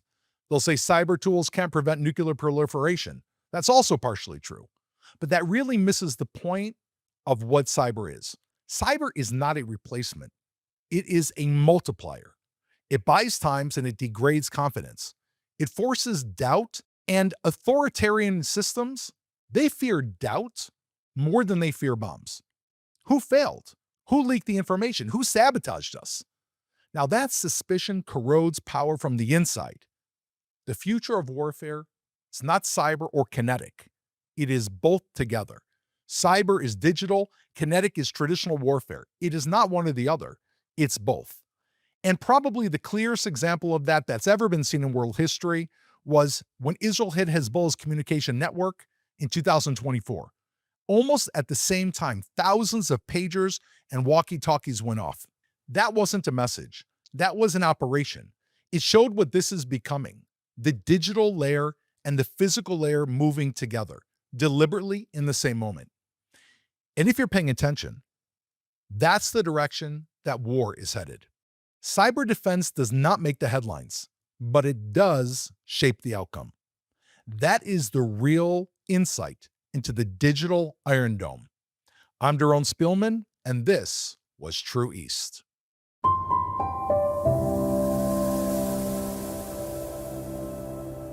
Ari, thank you so much for being here. Please tell me, what are you doing here? Well, thank you for having me. We're here to celebrate Israel and America and to be part of this great community. Amazing. So please tell me a little bit about Yeshiva University. What do you do? We are the flagship Jewish university. We have thousands of students. We are actively promoting Israel. We're the only university in the country that flies the Israeli flag 365 days a year. Wow. Singing Hatikva at every event. Wow. That is what Yeshiva University does. And I want to talk with you, first of all, about the rise of anti-Semitism. How do you feel about it right now? Well, I feel that we have an opportunity, and that if attention is being paid to Jews, we're going to show them what Jews stand for. And that are true values that are a blessing to the world. That's what Yeshiva University is for our students, our undergraduate, our graduate students. That's what we educate them. They go out and are blessings to the world. And what are we going to do with Mamdani? We are going to show them what we stand for. Wow. You're not afraid? We're not. We are not. If there's anti-Zionists in the world that are promoting terrible lies about Israel, we need to stand for the truth. Of And course. I believe that if Yeshiva University is in New York City, there was not a moment then now that we were created. This is our moment. This is our time to stand up and fight for Israel and show what the Torah is about and what the Jewish people are about. You're not afraid? We are not. We are not Your afraid. students? No, thank God. They're doing really well. Oh my God, it's Yeah. it's absolutely amazing. Now, how was it after October 7th? October 7th was an important rallying moment. Every student of Yeshiva University was deeply affected. I myself, my son, he's fought over 300 days in Givati. 3 of my sons are Bogrei Tzal. My daughter, Sheirut Lumi. We made Aliyah 17 years ago. Wow. I'm the first American-Israeli president of Yeshiva University, and this was obviously very personal and deeply real for all of us. And we responded. We've been praying and actively working for the hostages since the moment that it happened. I had the opportunity to deliver the benediction at President Trump's inauguration, where I was able to front and center praying for Israel and the return of the hostages. I'll tell you one brief moment. At that time, while everybody's head was down, I looked at the president, and the president and I looked at each other, and he nodded to me and signaled that he's got the hostages. I was the first speaker after him. It wasn't just from day one, it was from moment one that the president knew that he was going to make sure the hostages were returned, and President Trump delivered. Thank God we have President Trump. I don't think there's a question about that for Israel, for the Jewish people fighting anti-Semitism, the President Trump has been such a positive force for us. You gave an award to Elise Stefani. Yes. Can you please tell me about it a little Absolutely. Look, part of our mission is to gather the heroes. He said that the Jewish people, Yeshiva University, are blessings to the world. We want to find our partners. So for graduation, we have promoted those heroes in America that have stood for Israel and the Jewish people and true American values. So the year before, we had Senator John Fetterman, who was incredible, He's amazing. standing up, amazing. And last year, Who's going to be next year? we actually have a great. I have a few names for you. We have a great person for next year, but I Who? can't announce it No, yet. give us I the can't announce it scoop. yet. We have a great. Can I guess? I have 3 names. I don't know. I won't. But I'm curious what your names are. But I won't Okay. tell you. I won't tell you. Okay. But don't smile. Okay.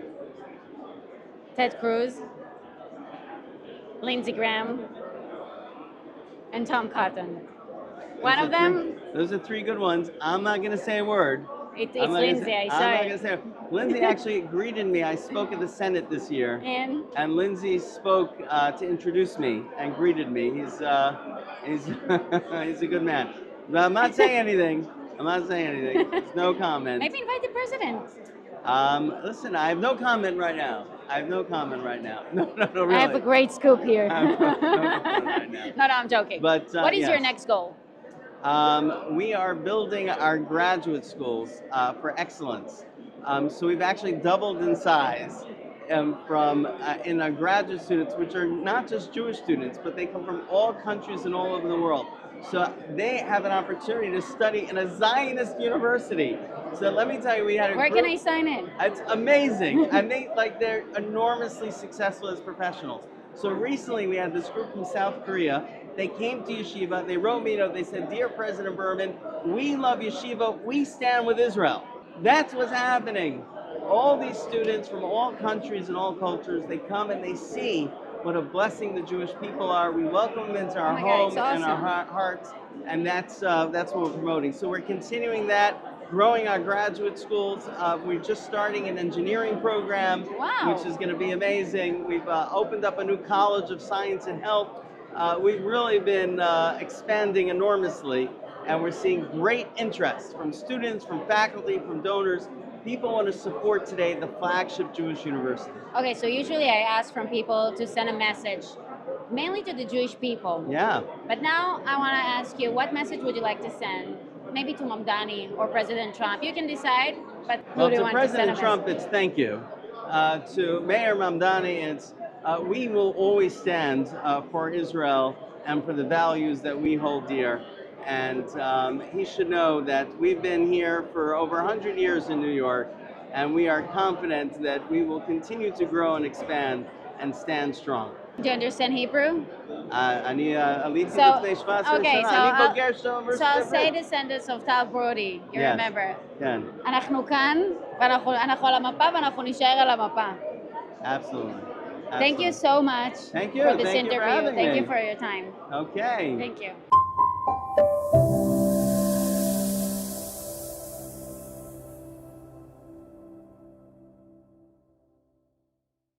ILTV News, your source for Israel in English.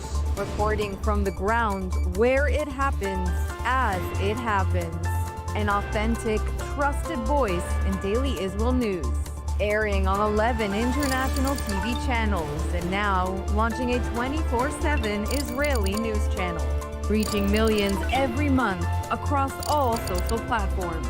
Independent, real, powered by truth. We don't just report, we connect, thanks to a worldwide community that stands for truth. This is ILTV, your source for Israel in English.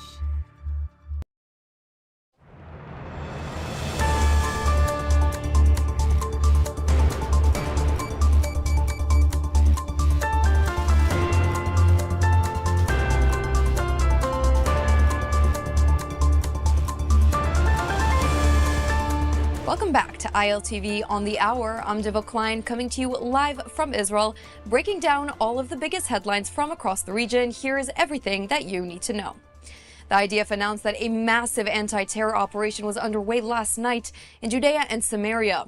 According to the military, forces operated in several areas across Judea and Samaria to thwart terrorism and to apprehend terrorists.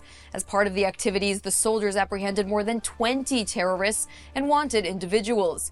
Those apprehended were involved in the advancement of attacks against Israelis, as well as wanteds for those suspected in involvement in weapons purchasing, smuggling, and trafficking.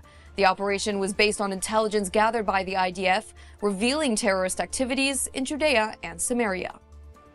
And this development comes as Israel's security cabinet made a bold move and a major shift in policy in Judea and Samaria, drawing both praise but also condemnation.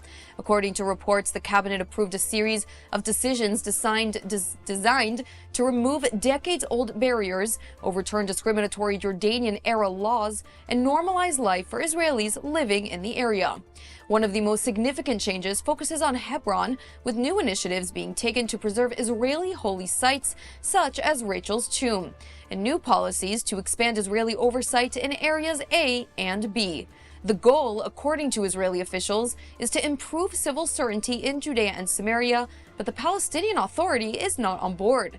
PA President Mahmoud Abbas condemned the decisions, claiming they threaten Islamic holy sites in the area, including a mosque compound in Hebron. The measures were approved by the Security Cabinet rather than the full government and come as debate intensifies both in Israel and internationally over Israel's long-term direction and intentions in Judea and Samaria. This as the IDF intercepts yet another arms smuggling attempt in the Jordan Valley. A drone carrying arms was intercepted and the weapons were confiscated. And on the Lebanese front, the IDF conducted major operations this morning, including strikes and apprehensions against multiple targets. The IDF released a statement this morning confirming that a terrorist belonging to the Al-Jamaah Islamiyah terror faction was captured in a targeted raid on a structure in the Hardo area. The operation to apprehend the terrorist was based on intelligence gathered over the past few weeks. The IDF says the terror group was advancing terror attacks against Israelis in northern Israel. And in a separate incident, the IDF struck Hezbollah targets across southern Lebanon. Local Lebanese media reports that 3 were killed in targeted airstrikes, one of whom was confirmed as Ahmad al-Salami, Hezbollah's head of artillery in the area. The IDF is looking into the incident as reports of uninvolved civilians being among the dead in the strike are starting to surface. An investigation has been opened by the IDF. And President Isaac Herzog arrived in Australia to pay tribute to the Bondi Beach massacre victims. Laying wreaths alongside his wife, the Israeli president spoke of anti-Semitism and the shared fight of Western democracies to combat it. Have a listen to the words of the president. These stones from Jerusalem, the eternal city, the eternal capital of Israel, will remain here at Bondi for eternity in sacred memory of the victims and as a reminder that the bonds between good people of all faiths and all nations will continue to hold strong in the face of terror. Now, the president was met with mass protests. They were using this trip of President Herzog dedicated to solidarity to protest the war in Gaza. Instead of mourning the Jewish victims of the Bondi Beach shooting, the worst attack committed on Australian soil in decades, the Australian public protested the arrival of Herzog. In the last hour, intense clashes erupted between protesters and police. Arrests were made and some were reportedly injured in the chaos that ensued. All of this damage just to protest a president visiting a heartbroken community still in mourning after the most vile anti-Semitic attack they have seen in a while. And that's a wrap for this edition of ILTV on the Hour. You can now get Israel updates on our WhatsApp channel by scanning the QR code that's on your screen right now for all of the breaking stories, live updates, and verified reports coming out of Israel. Thanks so much for watching.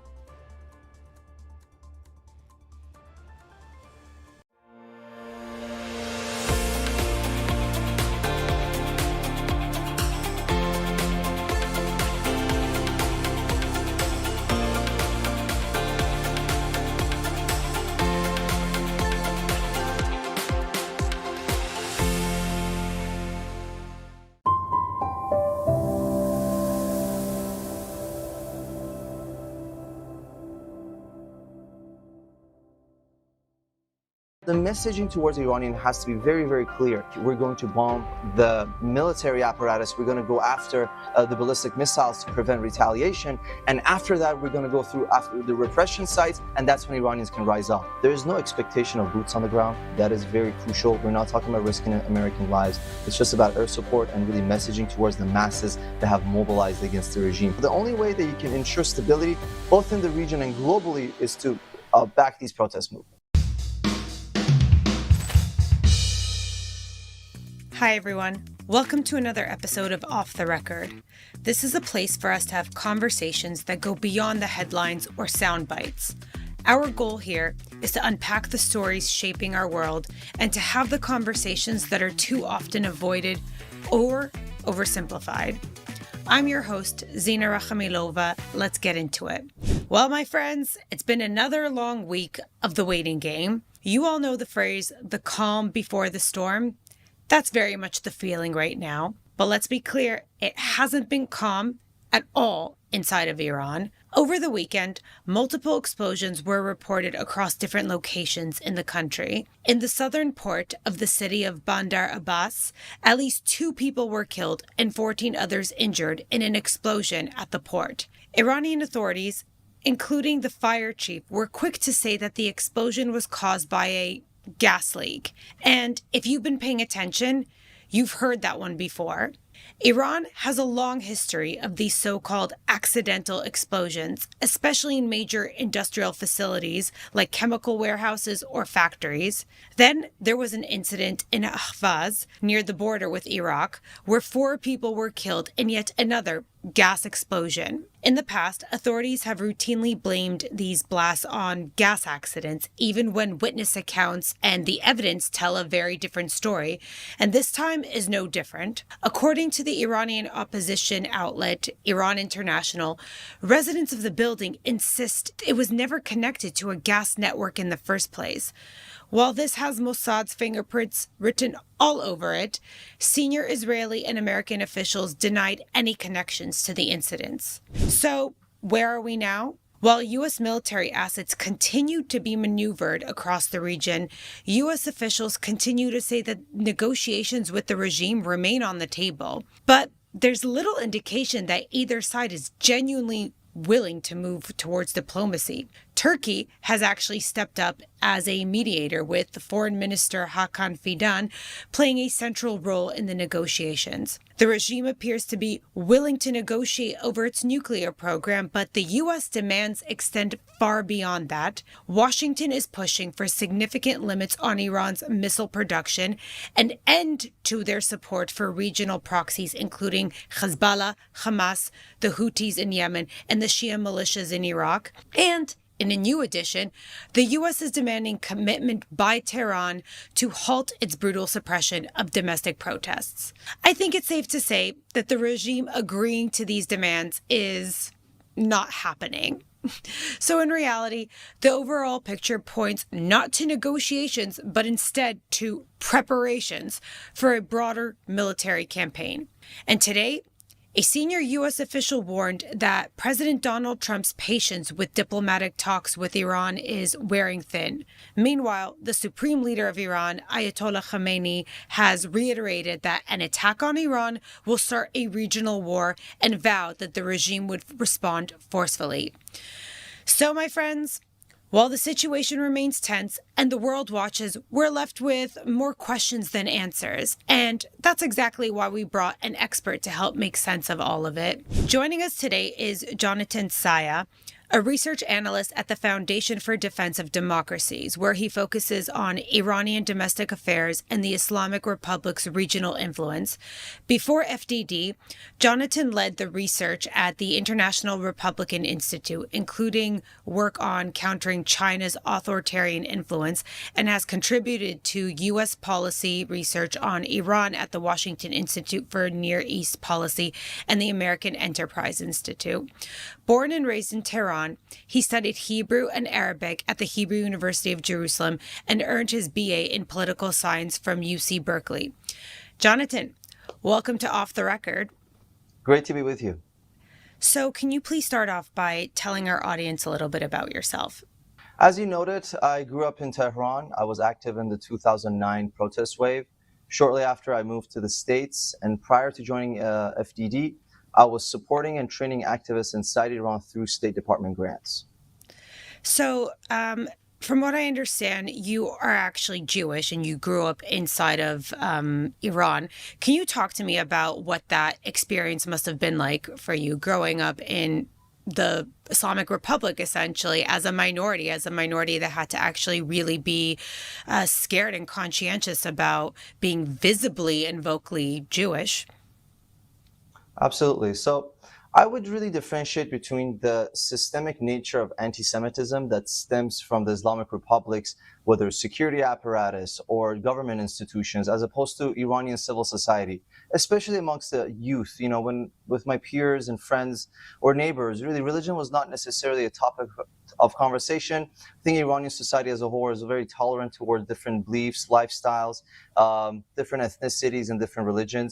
But that said, the persecution coming from the government should not be really treated lightly. So it goes as far as maybe confiscating your assets because simply you're Jewish, which is what happened to my family, not to mention arrests and threats. But more importantly, I think, especially following the 12-day war, regime officials continue to coerce Iran's Jewish community to state their opposition against Israel. So this is really, they're doing this under the threat of effectively execution, because we've seen what happens to Iranian Jews since 1979.